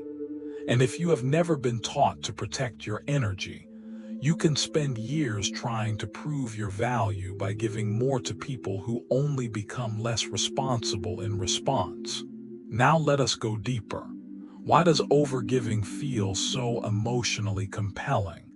Because it creates the illusion of control. If I keep giving, maybe they will stay. If I keep helping, maybe they will choose me. If I keep understanding, maybe they will stop hurting me. If I keep proving how loyal I am, maybe I will finally feel secure. That is the fantasy. Overgiving says, I can earn safety through effort. But safety earned through self-erasure is unstable by nature. Because the moment you get tired or need something or become less available, fear returns. If your place depends on performance, then rest becomes risky. Need becomes embarrassing. Limits become threatening. That is no way to live. A relationship where you must constantly produce value to feel secure is not a sanctuary. It is a job with emotional overtime and terrible management. And yes, sarcasm earned its place there. The tragedy of overgiving is that it disconnects you from your own needs. You become so focused on what the other person wants, what they feel, what they need, what they might think, what they might withdraw from, that you lose contact with your own internal world. You stop asking yourself simple, sacred questions. What do I want? What am I feeling? Am I tired? Am I hurt? Do I genuinely want to give this, or am I afraid not to? Is this generosity, or is this self-neglect in fancy clothing?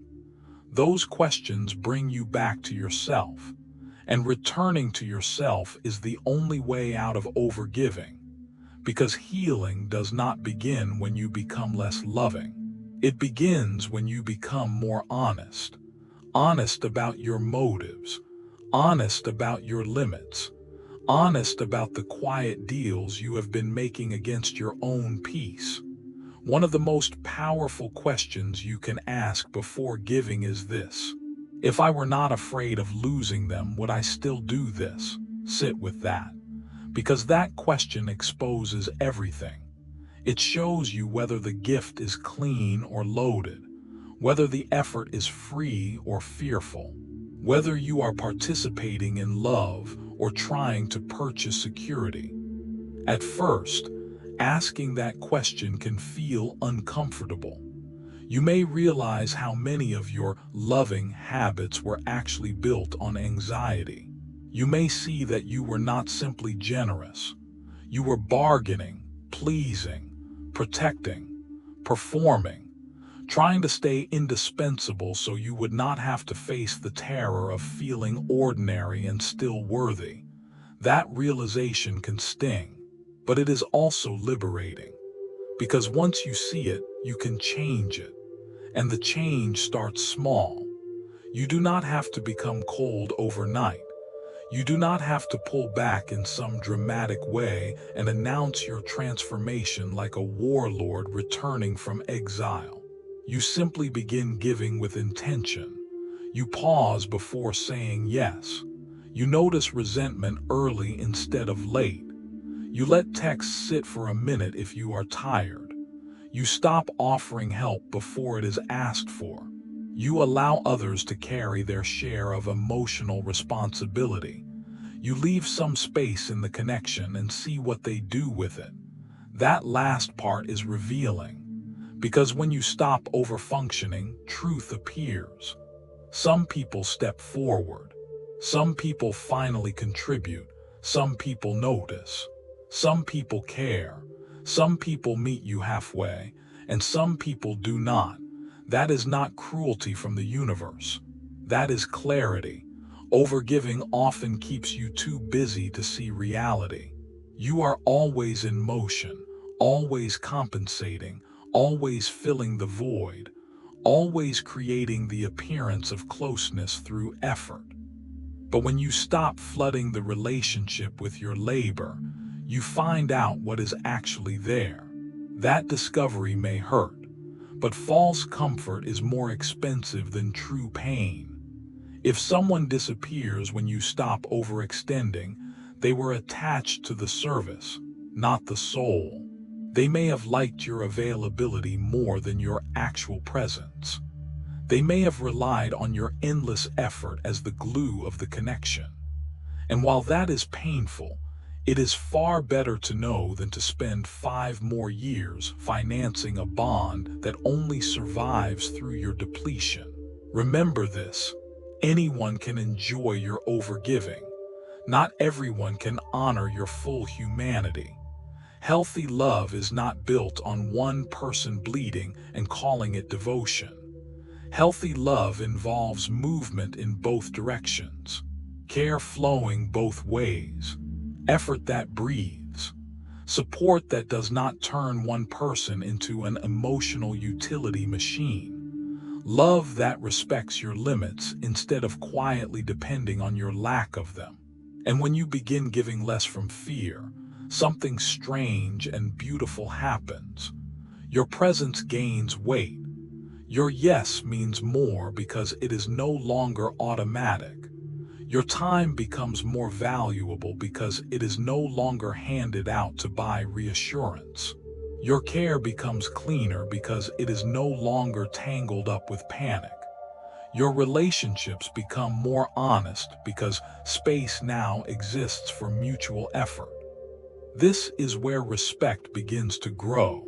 People often say they want to be deeply loved, but what they actually need first is to stop teaching others that they can have unlimited access with limited responsibility.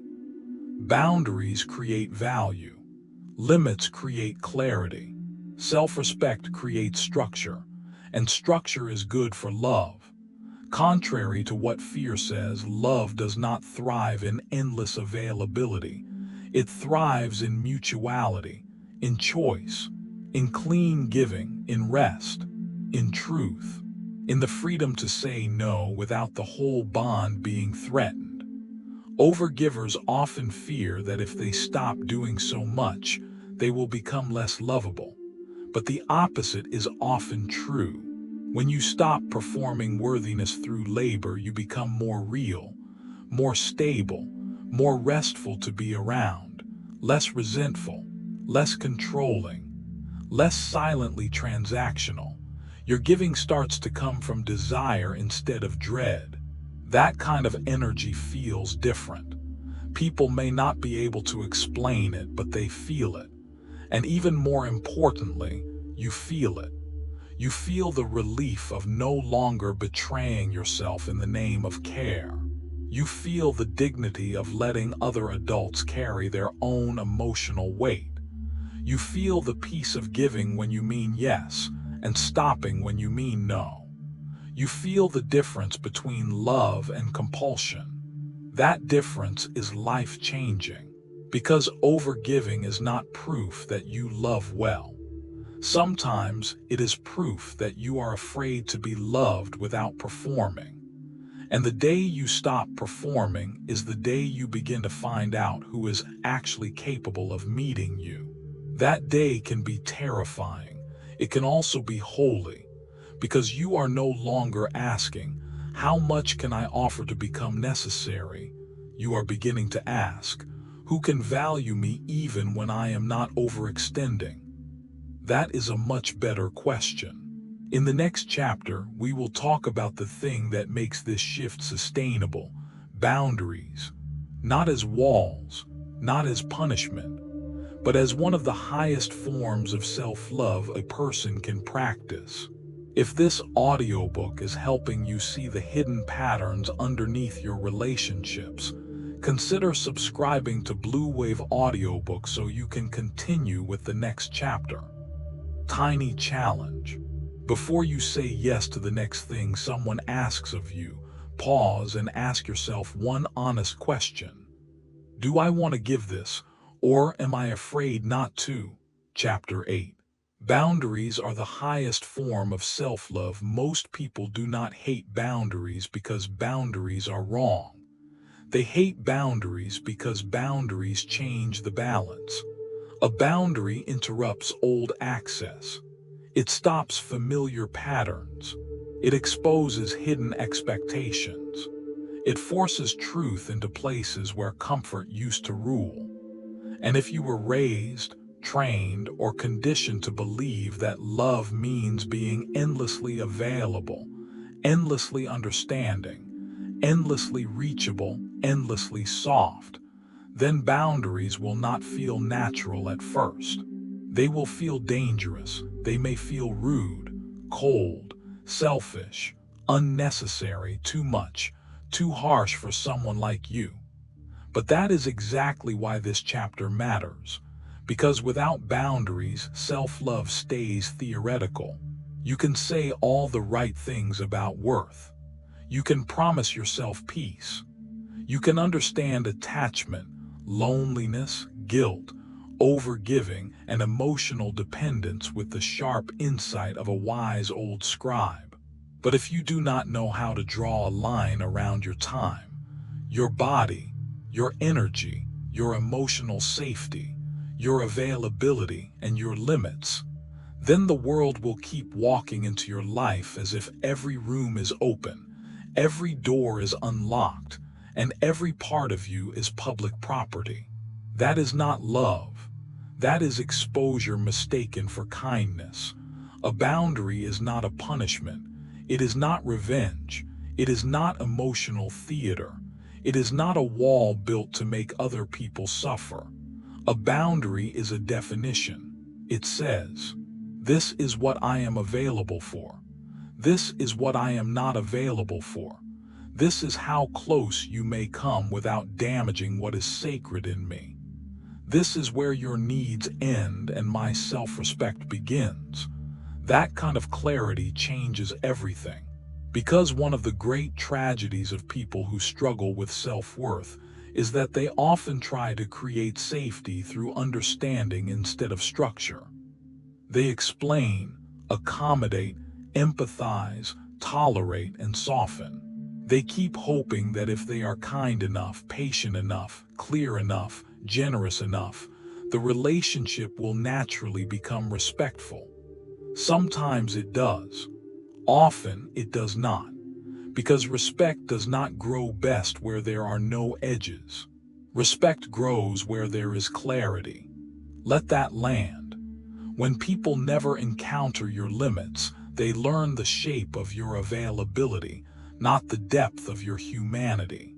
They learn that you will answer late at night, that you will take on emotional burdens that are not yours, that you will allow repeat disrespect if the apology sounds soft enough, that you will keep listening past your own exhaustion, that you will make room and more room, and then some more, even when your spirit has already left the room. And once that becomes the pattern, the absence of boundaries starts to look like your personality. People say that's just how you are. You are so understanding, so patient, so easy to talk to, so generous, so forgiving, so low maintenance. But low maintenance is often just high tolerance for self-neglect. That is the part nobody says out loud. The person who has weak boundaries is not always more loving. Sometimes they are simply more practiced at betraying themselves quietly. That betrayal adds up. It shows up as exhaustion you cannot explain, as resentment toward people you care about, as anxiety before messages you do not want to answer, as a tightness in your body when certain names appear on your phone, as the strange loneliness of being needed but not truly cared for. Because when people have access to you without accountability, connection becomes unbalanced.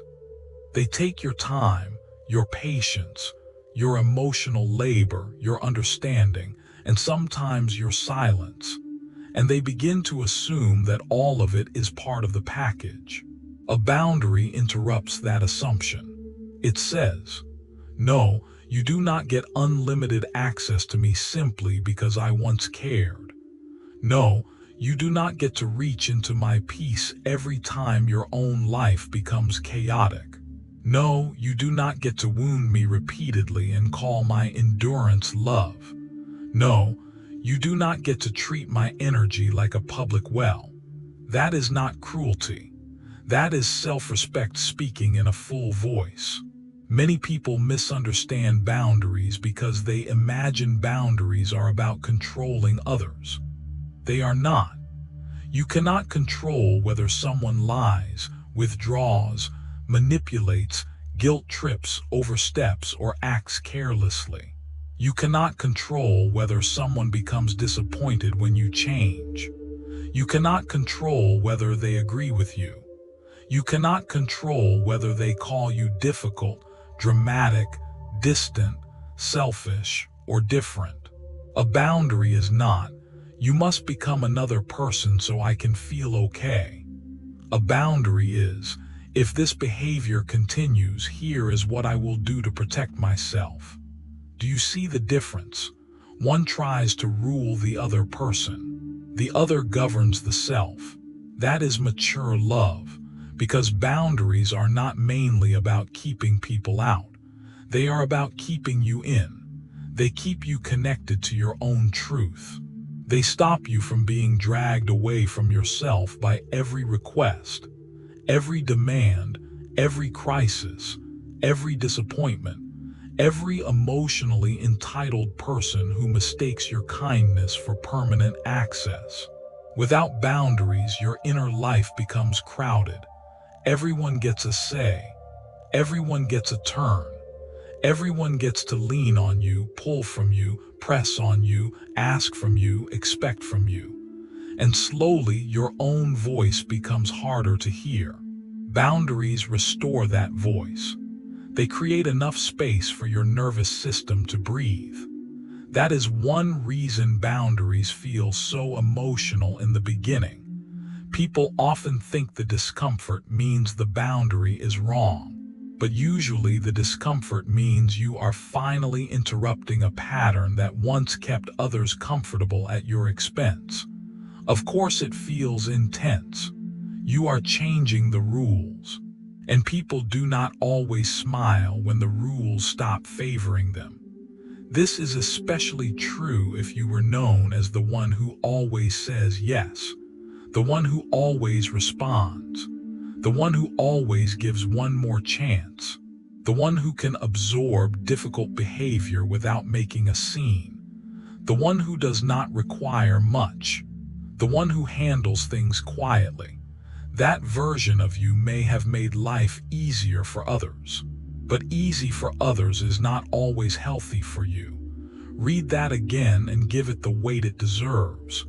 When you begin setting boundaries, people often react in revealing ways. Some will adapt. Some will listen. Some will respect the shift, even if it surprises them. Some will ask questions and genuinely try to understand. Some will meet your limit with maturity, and some will not. Some will become offended. Some will push harder. Some will try guilt. Some will accuse you of changing. Some will act wounded by a limit that only feels painful because they were benefiting from its absence. That reaction is information, not instruction. That distinction could save you years. Too many people set a boundary, feel the other person's disappointment, and immediately assume they have done harm. But disappointment is not proof of harm. Sometimes disappointment is simply the emotional cost of no longer getting easy access to someone else's energy.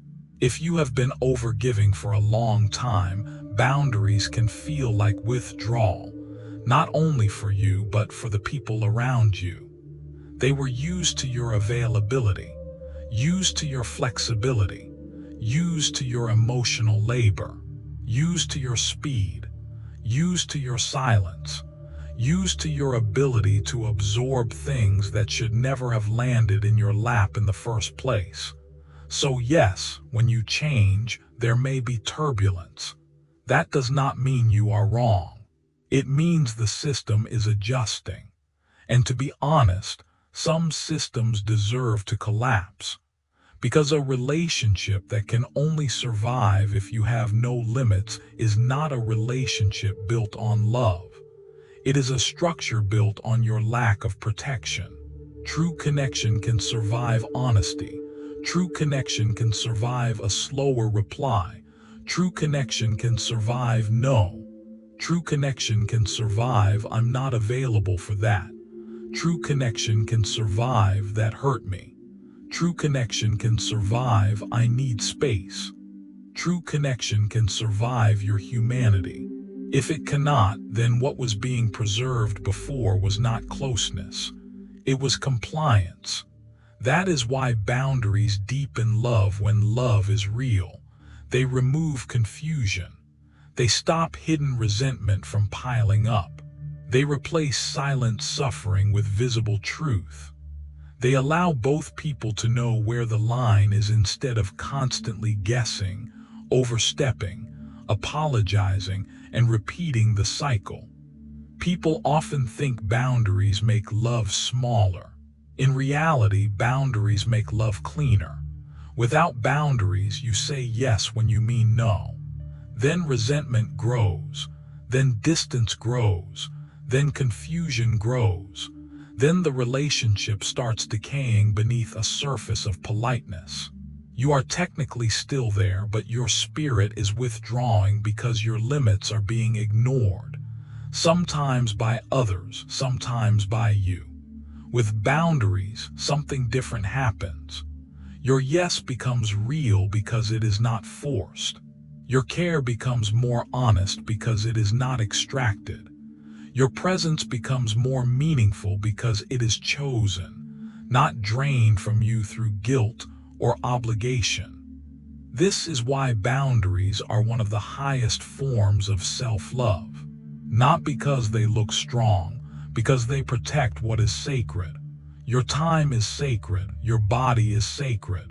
Your emotional safety is sacred. Your focus is sacred. Your peace is sacred. Your capacity is not infinite, and treating it like it is will eventually turn love into burden. A person without boundaries often thinks they are being loving by always staying open. But total openness is not wisdom.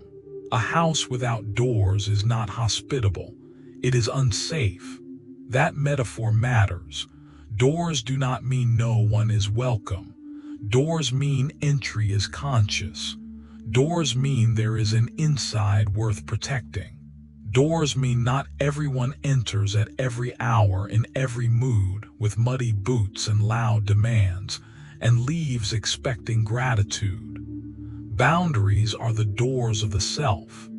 They are how you decide what enters, what stays, what changes, and what leaves. They are also how you build trust with yourself. Every time you honor a limit, you send yourself a message. I will protect you. That message is healing, especially if you spent years in relationships, families, or friendships where your needs were negotiable and your discomfort was expected to remain invisible. When you set a boundary and keep it, even if your voice shakes, something inside you starts to relax. You begin to trust that you are no longer available for the old pattern of smiling while suffering. You begin to believe that your no means something. You begin to feel more solid because you are no longer abandoning yourself to maintain surface harmony. That solidity changes your whole presence. You speak with less panic. You explain less. You apologize less for existing. You stop trying to make every boundary sound charming so no one mistakes it for truth. Because here is another lesson many people need. Boundaries do not require a long defense. You do not need a courtroom argument every time you need space. You do not need a 10-paragraph explanation every time something doesn't work for you. You do not need perfect wording before your limit becomes valid. Sometimes a boundary is simply, that doesn't work for me. I'm not available for that. I need some time. I'm not comfortable continuing this conversation right now. If this keeps happening, I'm stepping back. No. That last word is powerful, though many treat it as if it requires royal approval. No is a complete sentence, a small one, an unfashionably efficient one, a beautiful little fortress. Now, of course, there is wisdom in kindness. Boundaries do not need to be cruel. They do not need unnecessary sharpness. They do not need contempt. But kindness is not the same as over-explaining. Softness is not the same as surrender. Calm is not the same as collapse. A boundary can be gracious and firm. In fact, that is often its strongest form. Because when you set a limit without rage, without performance, without chaos, you send a very clear message. This is not a reaction. This is a standard. Standards change the world around you. People begin learning how to approach you. What tone is acceptable? What access is earned? What patterns are no longer welcome? What your peace is worth? And if some people disappear because of that, let them disappear honestly. Better that than keeping them through self-erasure. Here is something else important. Boundaries are not only for dramatic situations. They are not only for toxic people, cruel relationships, manipulative dynamics, or obvious disrespect. Boundaries belong in ordinary life too.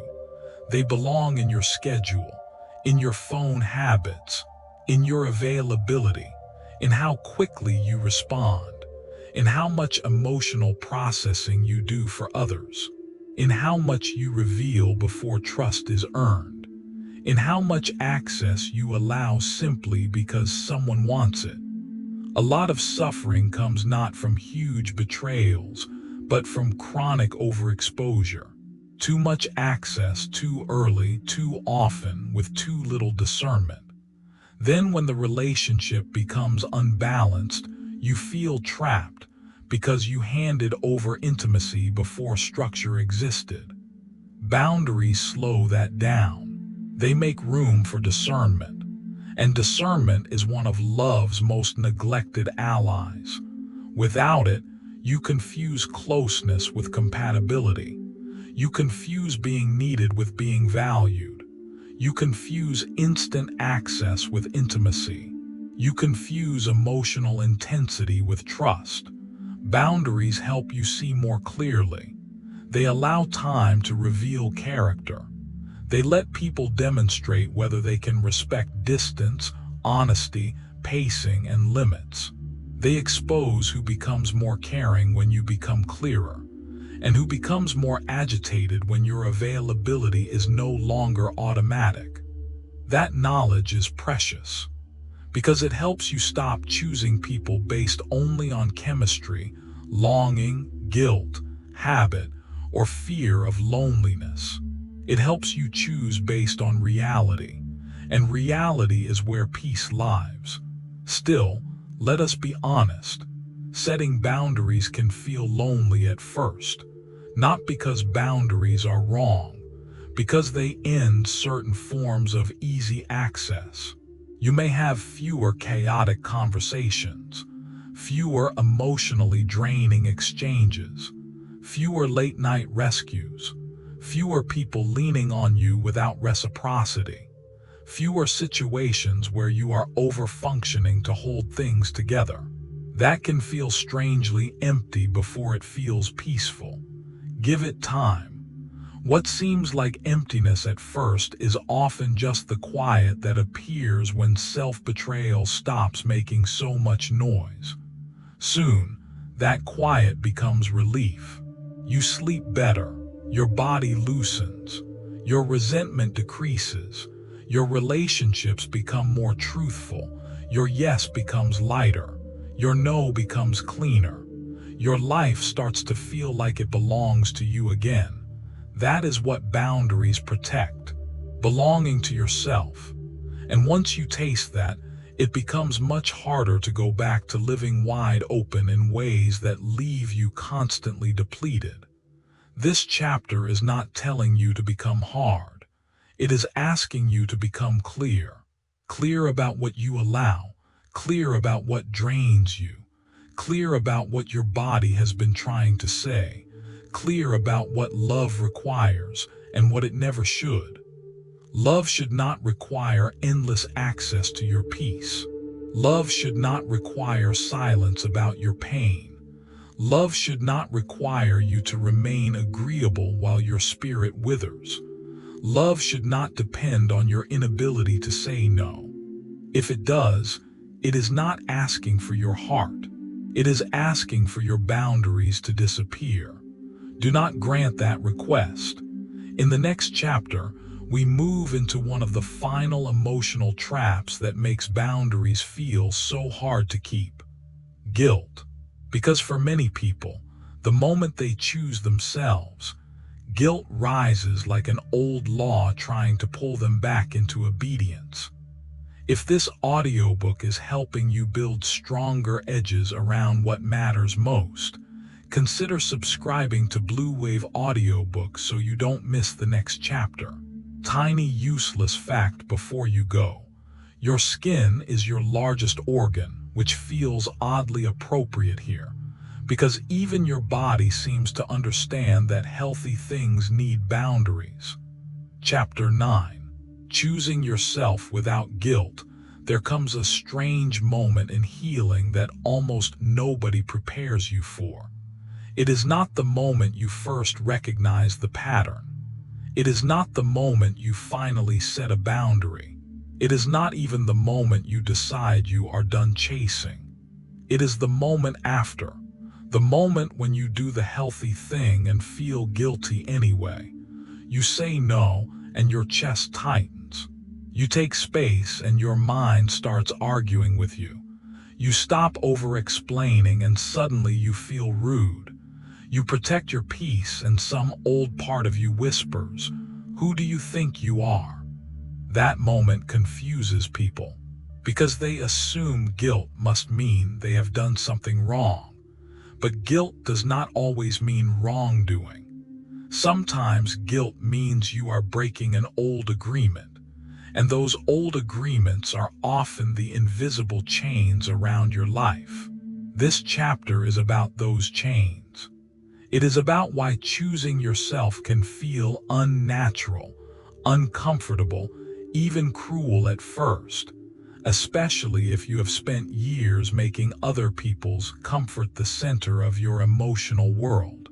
It is about understanding guilt, not as a reliable moral compass, but as a conditioned response that often appears when you stop playing the role others benefited from. Because that is what many people do not realize. When you begin changing, you are not just changing your behavior, you are changing the contract. The old contract may have said, "I will be easy to access. I will not disappoint anyone if I can help it.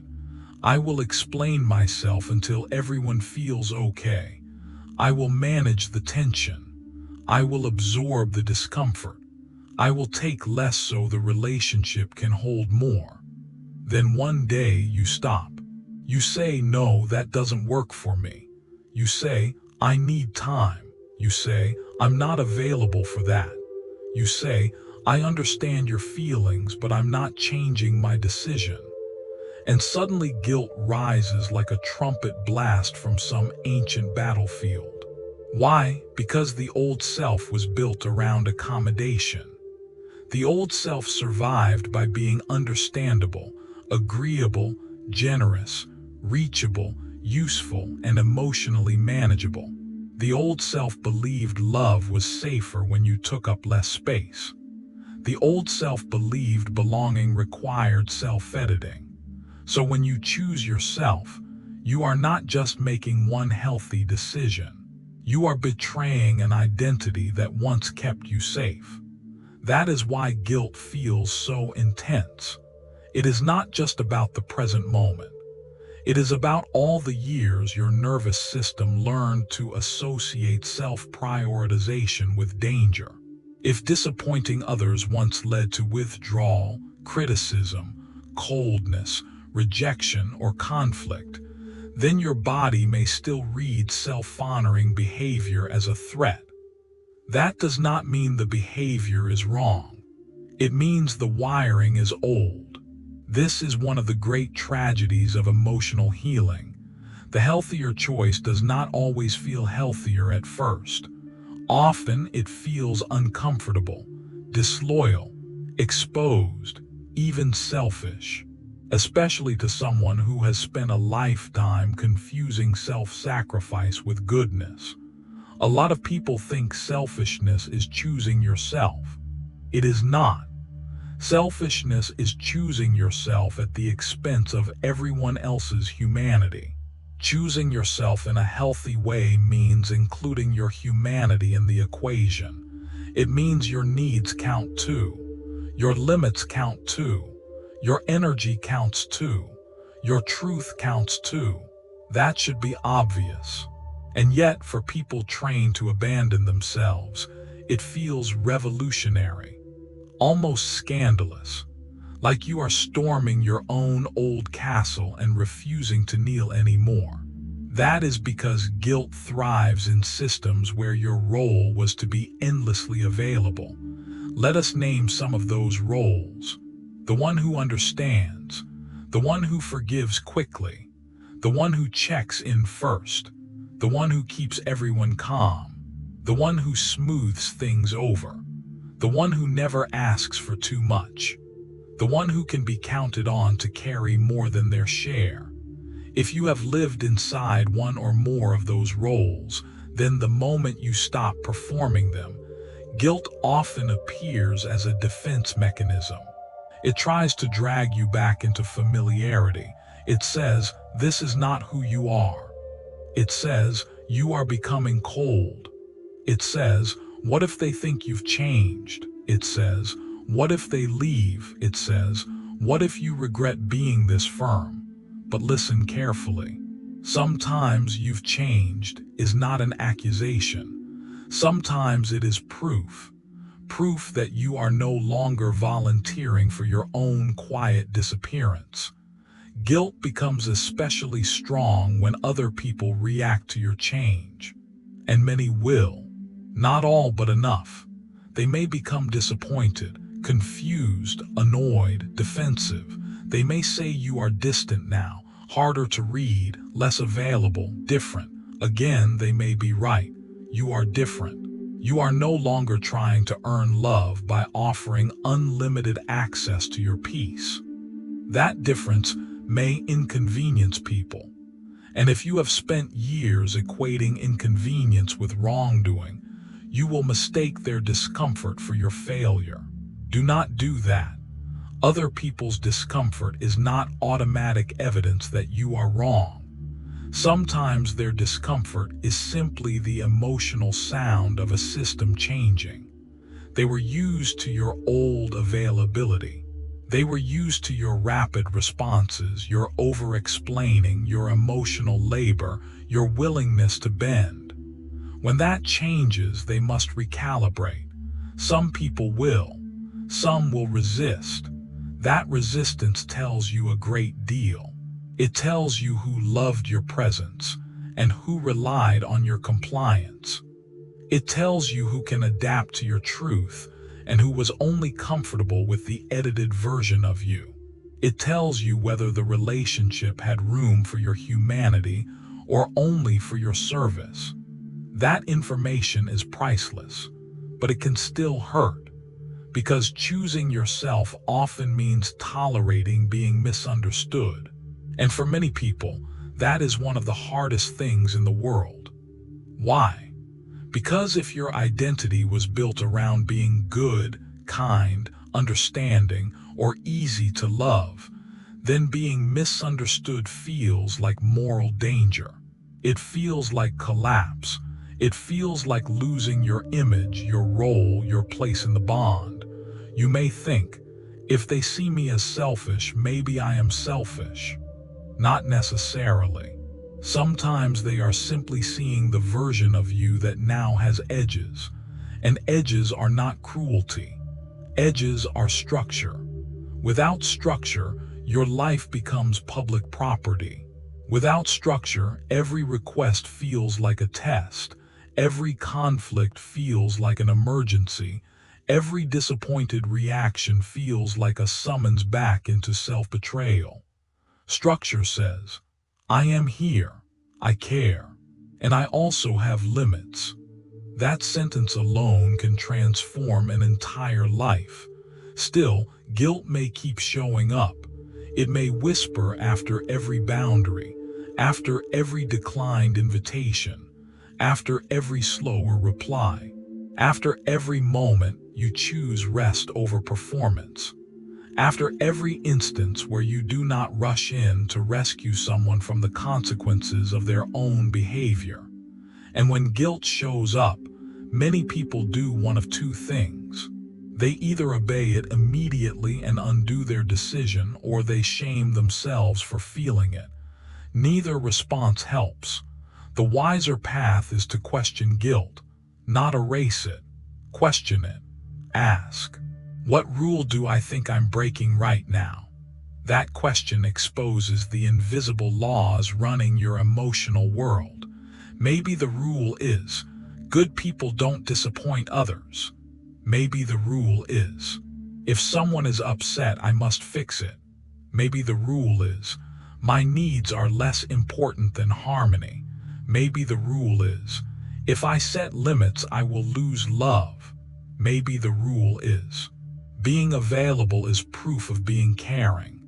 Maybe the rule is, rest must be earned after everyone else is okay. Once you see the rule, you can evaluate it. Is it true? Is it current? Is it fair? Did you choose it or inherit it? Does it produce peace, dignity, and healthy love? Or does it keep you trapped in endless emotional labor? Most of the time, these rules are outdated. They were survival rules, not truth. They may have helped you navigate earlier environments, but they are terrible foundations for adult self-respect. And yet, because they are familiar, they can feel sacred. This is why choosing yourself is not only behavioral work, it is interpretive work. You must learn to reinterpret the discomfort that comes with growth. Guilt does not always mean stop. Sometimes it means this is new. That reframe matters. Because if you keep treating guilt like a stop sign, you will never fully step into your own life. You will keep pausing every time someone looks disappointed. You will keep backtracking every time your nervous system tenses. You will keep apologizing for choices that actually honor your well-being. There is a maturity in being able to say, I feel guilty, and I am still staying with my decision. That sentence is a mark of real growth, not because it feels good immediately, because it means guilt is no longer the ruler. Now, let us say something even more honest. Choosing yourself has a cost, not always a catastrophic cost, not always dramatic, but real. Some people may grow distant. Some dynamics may fade. Some relationships built on your overfunctioning may not survive your boundaries.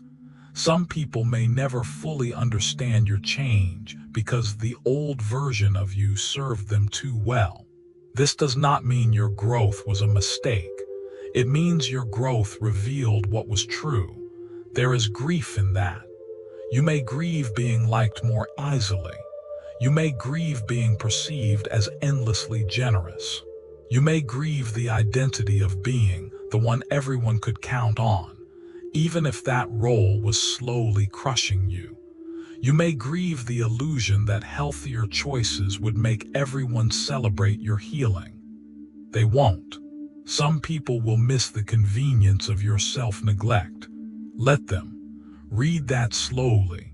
Some people are not upset because you became unkind. They are upset because you became unavailable for old access. That distinction is one of the clearest lanterns you will ever carry. Choosing yourself also means accepting that not everybody gets to understand your choices in order for those choices to be valid. That can feel brutal, especially if you are used to explaining until you are emotionally exhausted. But endless explanation is often just a prettier form of begging for permission. And you do not need permission to protect your peace. You do not need unanimous approval to set a limit. You do not need everyone's agreement to leave what drains you.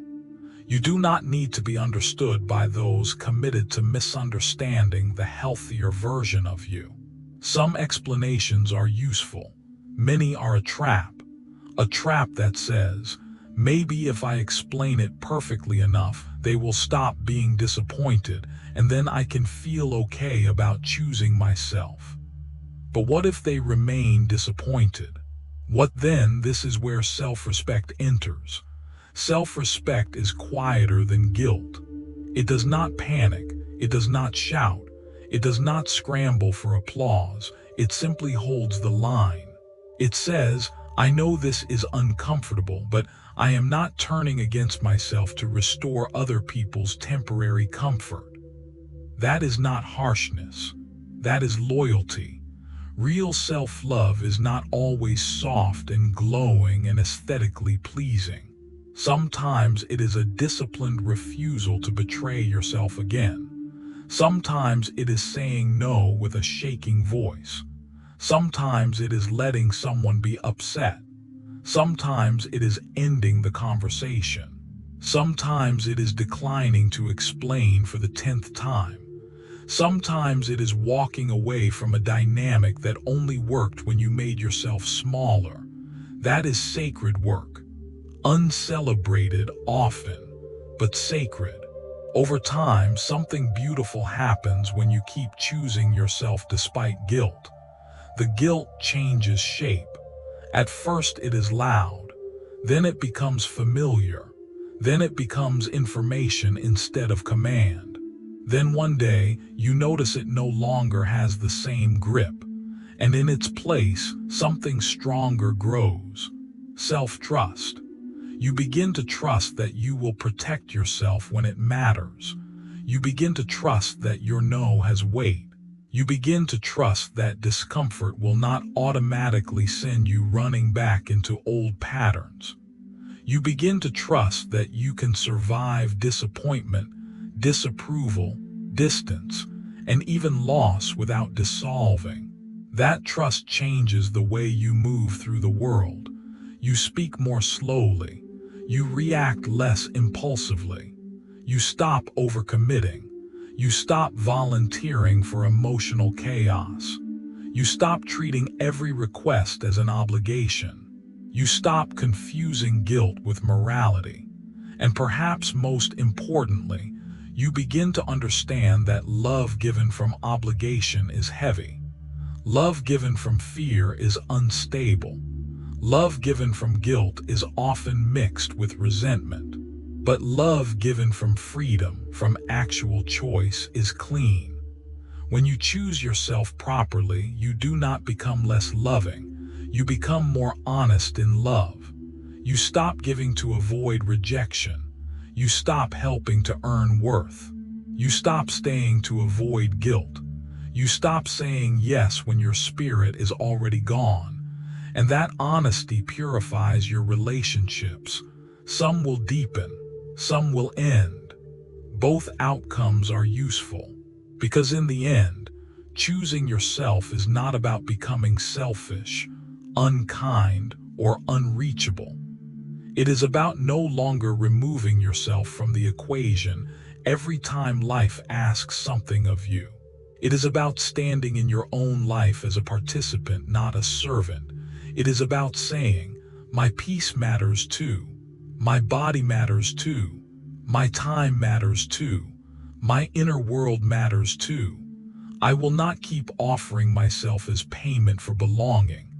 That is a hard-earned freedom. In the next chapter, we reach the turning point.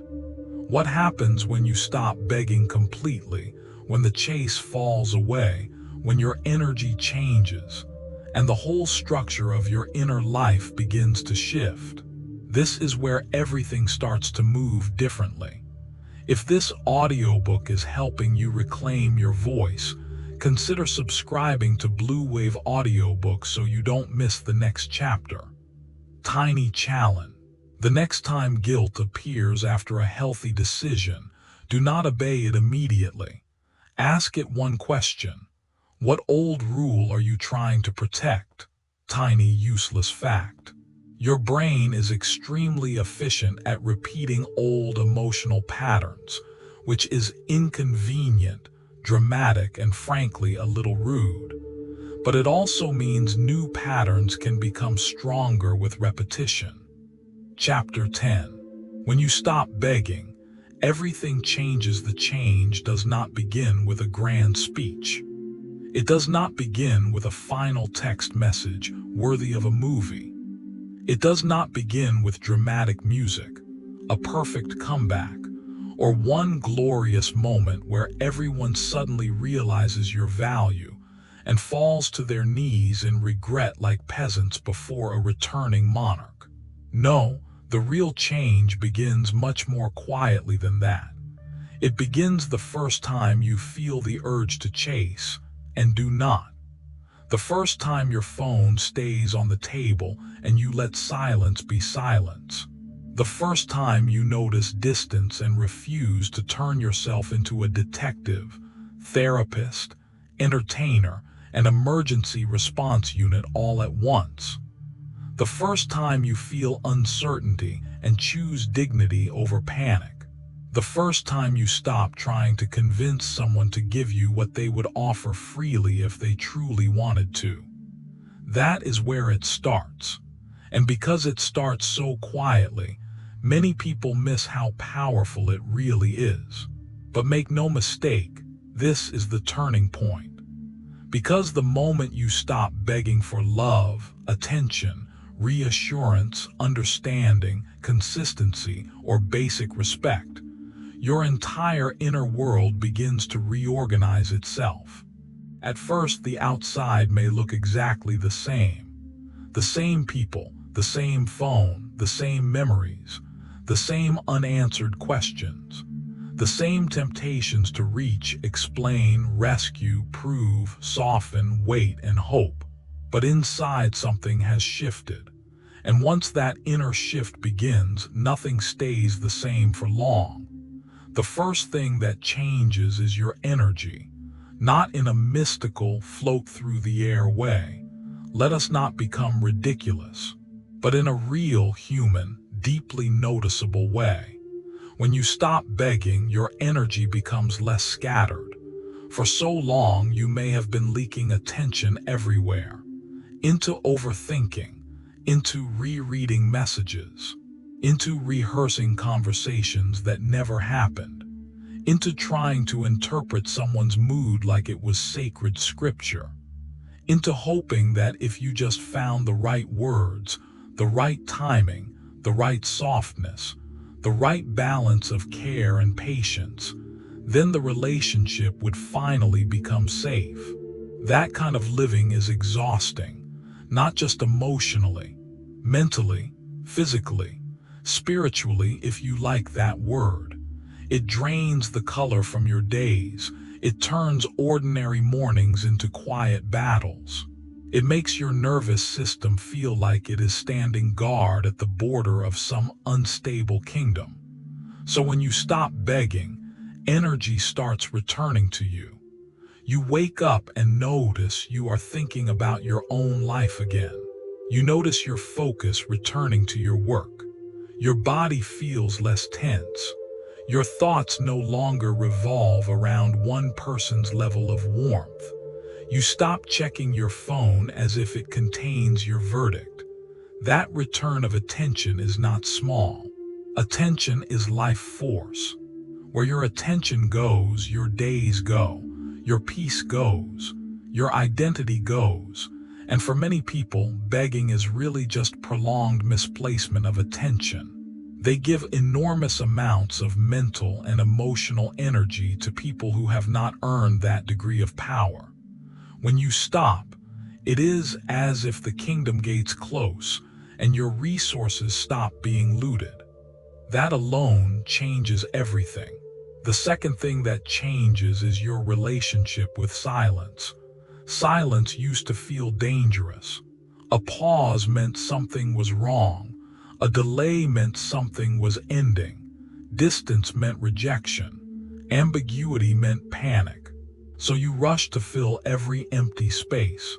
You texted, explained, reached, clarified, checked in, reassured yourself through action, anything to avoid sitting inside the uncertainty. But when you stop begging, silence becomes less like a threat and more like information. You begin to realize something profoundly useful. Silence reveals. It reveals who reaches back. It reveals who notices your absence.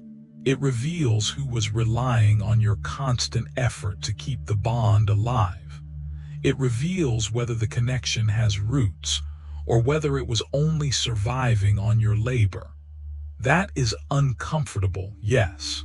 But clarity is often uncomfortable before it becomes liberating. Begging interrupts clarity. It keeps the noise going. It keeps you active, responsive, available, engaged in preserving the illusion. Silence, on the other hand, allows reality to breathe.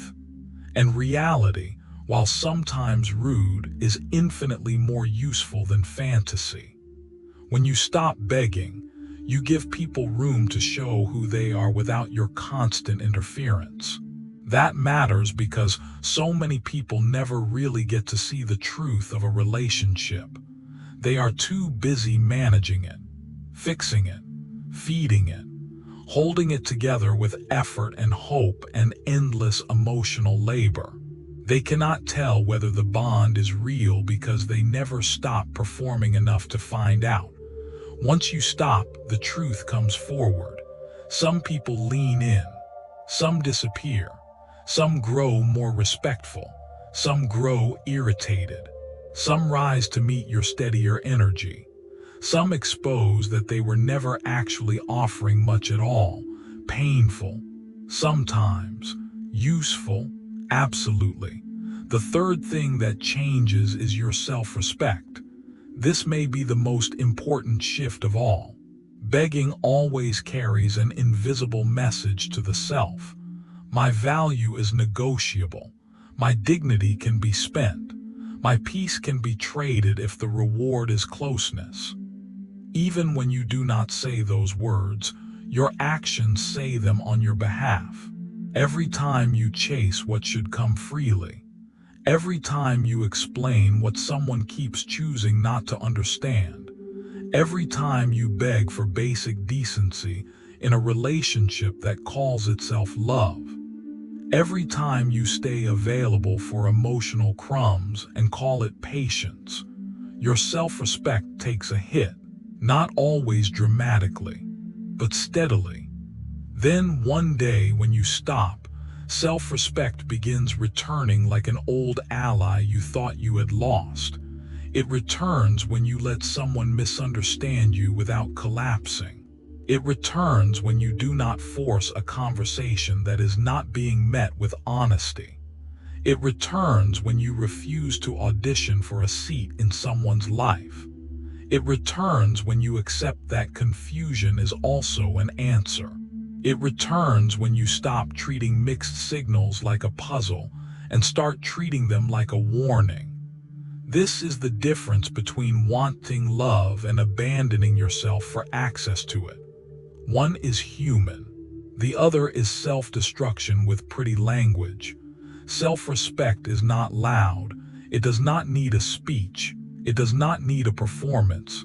It simply changes your posture, your timing, your standards, the way you respond, the way you leave what dishonors you, the way you stop chasing proof and start watching patterns. You become less available for nonsense. That sentence sounds simple. It is revolutionary. Because once you are less available for nonsense, nonsense has less room to grow around you. The fourth thing that changes is the way other people experience you. This part often surprises people. When you stop begging, you stop radiating need. And need, especially unspoken emotional need, has a strange weight to it. People feel it even when they cannot explain it. They feel when your attention is carrying a hidden request. They feel when your kindness is tangled up with fear. They feel when your presence is not simply present but quietly asking, "Please confirm that I matter." There is no shame in that. Many people live that way for years. But the day it changes, people notice. They may not know why your presence feels different. They may just sense that you are calmer, less frantic, less eager to overcorrect, less available for emotional games, more rooted, more measured, more whole. Your words begin to land differently because they are no longer thrown like nets into the sea, hoping to catch reassurance. Your silence changes too. It stops feeling anxious. It starts feeling intentional. That is powerful. People often underestimate how much dignity can be communicated without a single speech. A person who is no longer begging moves differently. They do not rush to fill gaps. They do not compete for closeness. They do not plead to be chosen. They do not make everything easier for someone who offers very little in return. And because of that, the whole dynamic shifts. Some people respect you more. Some people take you more seriously. Some people finally realize your attention was a gift, not a guarantee. Some people resent the loss of easy access. Let them reveal themselves. Your job is not to make everybody comfortable with your growth. Your job is to remain loyal to it. Another major thing changes when you stop begging. Your standards stop collapsing under loneliness. Before, being alone may have felt so threatening that you accepted almost anything over emptiness. Inconsistency, confusion, half-effort, emotional unavailability, situationship nonsense dressed up as complexity. Ah yes, modern romance, sometimes all smoke, no castle. But when you stop begging, you begin to realize that loneliness is survivable, while self-betrayal is corrosive. That realization raises your standards in a very clean way, not because you become arrogant, not because you start demanding perfection, not because you turn into some icy judge of all human flaws. No, your standards rise because you stop being willing to pay for connection with your own peace. That is healthy. You begin to notice things faster. You notice when effort is one-sided. You notice when your body feels unsafe. You notice when you are beginning to overfunction. You notice when you are being asked, directly or indirectly, to shrink. And instead of negotiating endlessly, you respond earlier. That does not always mean leaving immediately. Sometimes it means asking a direct question. Sometimes it means stepping back. Sometimes it means refusing to overinvest too quickly. Sometimes it means ending things.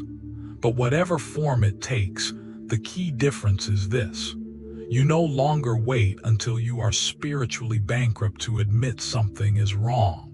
That is wisdom, and wisdom saves time. So many people waste years not because they lack intelligence, but because they keep bargaining with what they already know.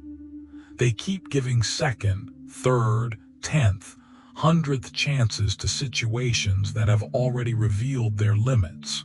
They keep hoping deeper effort will produce deeper care. They keep delaying the truth because the truth asks something of them. When you stop begging, you stop delaying. You become much more honest with yourself. That honesty creates peace. There is also a deeper inner shift that happens, one that is harder to describe but perhaps the most beautiful. You become someone you can rely on. Think about that carefully. For a long time, perhaps the person you needed most to protect you was you. And perhaps repeatedly you were not there. You talked yourself out of your instincts. You rationalized what hurt. You stayed too long. You overgave. You overexplained. You let fear make decisions that dignity should have made. Most people carry quiet grief over that. Not just grief over what others did, but grief over the times they themselves did not stand on their own side. That grief softens when you stop begging. Because every time you choose not to chase, not to shrink, not to bargain, not to plead, not to override what you know, you rebuild trust with yourself. You begin to believe, I will not leave myself there again. I will not abandon my truth for access. I will not keep pleading for what should be mutual. I can survive disappointment without surrendering my dignity. That self-trust is life-changing. It makes future decisions cleaner. It makes love healthier. It makes endings less devastating. It makes your whole emotional life less chaotic. And yes, there is a paradox here. The less you beg for love, the more capable you become of actually giving and receiving love well. Because now, love is no longer a rescue mission. It is no longer a hunger game. It is no longer a frantic attempt to secure proof of worth. It becomes a choice between two people who are each bringing themselves, not their panic, to the table. That is what real love needs. Not perfection, not fearlessness, not emotional numbness, but wholeness, honesty, responsibility, self-respect. When you stop begging, you stop performing. And when you stop performing, the connections that remain or emerge have a chance to become real. You can finally ask better questions. Not, how do I keep this person? But how do I feel when I am with them? Not, what can I do to make them choose me? But, are they showing the capacity to choose me well? Not, how much can I endure? But, is this connection aligned with the life I want to live? That shift is the whole road. Because the problem was never only that you wanted love. The problem was that you kept asking love to arrive through self-abandonment. Once you stop doing that, you discover something almost shocking in its simplicity. Your life gets bigger. There is more room for work, creativity, purpose, rest, friendships, faith, joy, routine, solitude, health, and whatever else you had slowly pushed aside while emotional chaos occupied the center stage. Love stops being the sun that all other planets revolve around. It becomes one part of a full life. That is maturity, not because love matters less, because your life matters more. And when your life matters more, you stop accepting relationships that require total occupation of your attention while offering very little nourishment in return. You become someone who can love deeply and still remain deeply rooted. That is the destination. Or perhaps better said, that is the beginning of a different way of living. Not a life without hurt, not a life without longing, not a life without vulnerability, but a life where you no longer go to war against yourself just to keep someone near. That changes everything. In the next and final part, we will bring the whole journey together. How to live this way daily, how to protect it, how to avoid falling back into old patterns, and what self-love really looks like when it becomes a way of life instead of just an idea. If this audiobook is helping you reclaim your center, consider subscribing to Blue Wave Audiobooks so you can continue. Tiny, useless fact before you go. Your brain is always trying to save effort by repeating familiar patterns, which is noble in theory and deeply inconvenient in romance. Chapter 11. Love yourself or keep paying for it. There is a quiet kind of heartbreak that does not come from being left. It comes from leaving yourself too many times. Not once, not in one dramatic season, but in hundreds of small moments no one else saw. The moment you knew something hurt and said, "It's fine." The moment you wanted more and convinced yourself you were asking too much. The moment you felt the truth in your chest, but chose the safer lie. The moment you stayed available to someone who kept showing you that your peace ranked below their convenience. The moment you turned your own soul into a waiting room and called it love. That kind of heartbreak is different. Because when someone else hurts you, recovery is hard. But when you betray yourself to keep someone close, the wound goes deeper. You start doubting your own voice. You stop trusting your own instincts. You become easier to convince, easier to bend, easier to keep in emotional uncertainty. And perhaps the most painful part of all, you begin living as if your worth depends on how well you are received by people who never learned how to hold you properly. That is too high a price. This whole journey has been leading here, not to perfection, not to some impossible state where you never feel insecure, never miss anyone, never get triggered, never ache, never long, never fall into old patterns again. No, real healing is not a fantasy kingdom. It is much more grounded than that. Healing is when your loyalty returns home. It is when you stop placing everyone else's comfort above your own truth. It is when you stop asking people to hand you permission to matter. It is when you stop negotiating with what your body already knows. It is when you stop measuring love by how much suffering you can survive inside it. And once that shift takes root, life changes in ways both subtle and enormous. You move differently. You no longer enter every relationship asking, "How do I make this last?" Instead, you begin asking, "What is this costing me? What is this building in me? Is this helping me become more honest, more peaceful, more grounded, more alive?" That is a different standard entirely. Before, you may have thought self-love was a feeling, a mood, a soft affirmation, something gentle you whispered to yourself on better days. But self-love, real self-love, is not mostly a feeling. It is a practice of allegiance. It is what you do when the old urge rises and you choose differently. It is what you do when loneliness appears and you refuse to crawl back into what dishonors you. It is what you do when guilt arrives and you still hold your boundary. It is what you do when your fear says, "Just this once, just text them, just explain again, just lower the standard." And you answer, "No. Not at the cost of myself." That is self-love in motion, not decorative, not performative, not fragile, not dependent on whether anyone claps for it. And that matters because the life ahead of you will still contain uncertainty. There will still be people who misunderstand you. There will still be moments when your old habits call your name in the dark.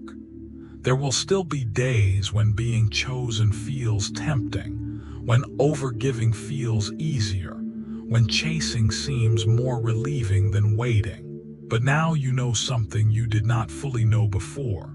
Relief is not always peace. Attention is not always care.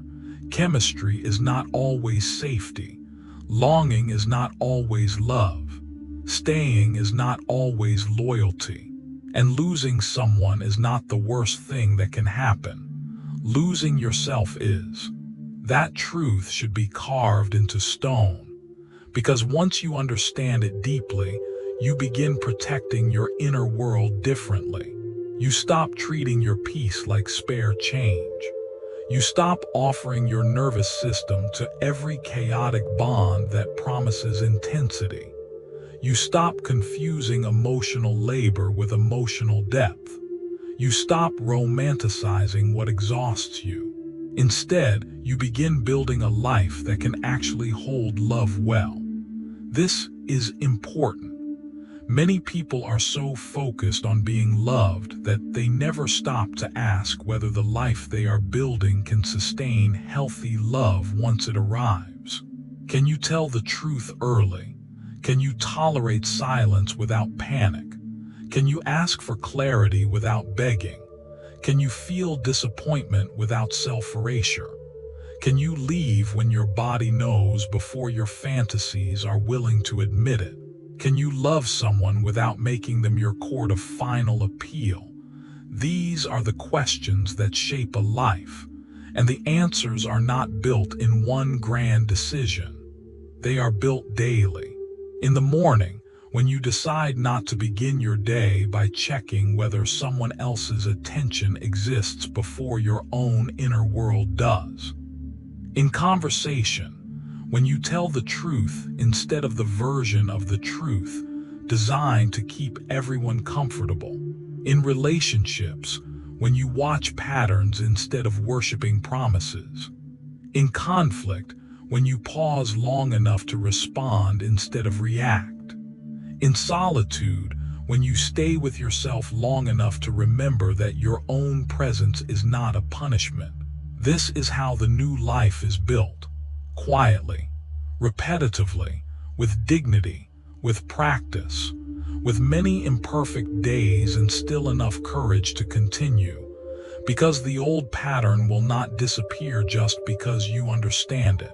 Understanding opens the gate. Practice walks you through it.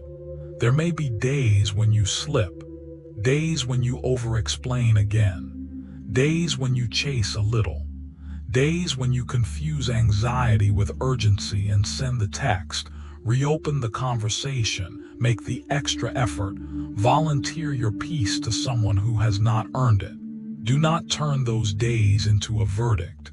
They are not proof that you failed. They are reminders of what still needs your attention. What matters is not that you never fall back. What matters is that you return faster. You notice sooner. You apologize less for protecting yourself. You linger less in confusion. You recover your center more quickly. You stop building homes inside people who only offer weather. That too is growth. One of the clearest signs that self-love is becoming real in your life is that you stop waiting for pain to become unbearable before you honor it. You no longer need to be devastated before you permit yourself to step back. You no longer require 10 red flags and a moonlit betrayal to justify leaving. You stop collecting evidence long after your spirit already knows. You trust earlier. That is freedom. And freedom makes love cleaner. Because when you no longer need someone to rescue you from yourself, you can finally meet them honestly. Not as a beggar, not as a performer, not as a strategist trying to secure permanent reassurance, but as a whole person saying, I know who I am, I know what I can offer, I know what I will not trade away, and if we choose each other, let it be from truth. That kind of love feels different. It is not frantic. It does not require constant proof. It does not collapse under silence. It does not ask one person to carry all the emotional labor while the other enjoys the benefit. It does not glorify confusion. It does not keep you spiritually malnourished and call it complexity. It breathes. It has room. It is built by two people who can stand on their own feet and still move closer. That is the kind of connection worth waiting for. And if it takes time, so be it. Time spent becoming whole is never wasted. That may be hard to believe on lonely days, on the days when the old ache returns, on the days when the wrong person would be easy to text, on the days when your memories become persuasive little liars and try to tell you that going back would be softer than going forward. On those days, remember this. You are not grieving only them. Sometimes you are grieving the fantasy of finally being chosen in a way that would heal everything that came before. But no person can do that work for you. They can love you, support you, witness you, walk beside you, care for you deeply. But they cannot make up for every time you abandon yourself. They cannot replace the self-trust you must build. They cannot create internal safety while you continue living against your own truth. That is your work. Heavy, perhaps. Holy, certainly. And the beautiful thing is that as you do this work, your life becomes less cramped. Love stops being the only doorway through which meaning can enter. You remember your work matters. Your friendships matter. Your body matters. Your rest matters. Your creative life matters. Your peace matters. Your faith, your craft, your calling, your laughter, your mornings, your future, all of it matters. You stop living like romance is the throne and everything else is a servant. And that makes you harder to manipulate. Not because you become cold, because you become anchored.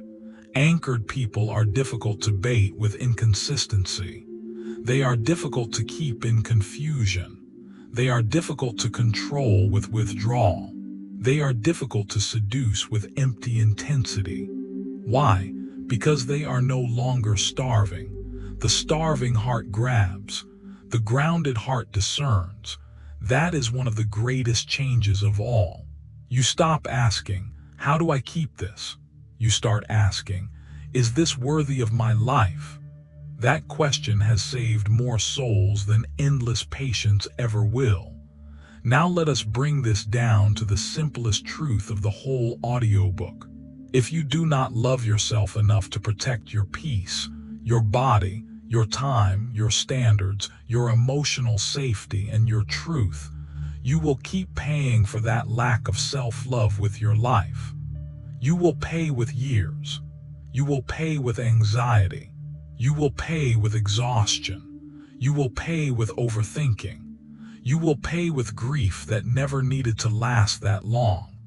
You will pay with the dull ache of knowing you accepted what your deeper self had already rejected. That is the price. But the good news is that you do not have to keep paying it. You can choose differently.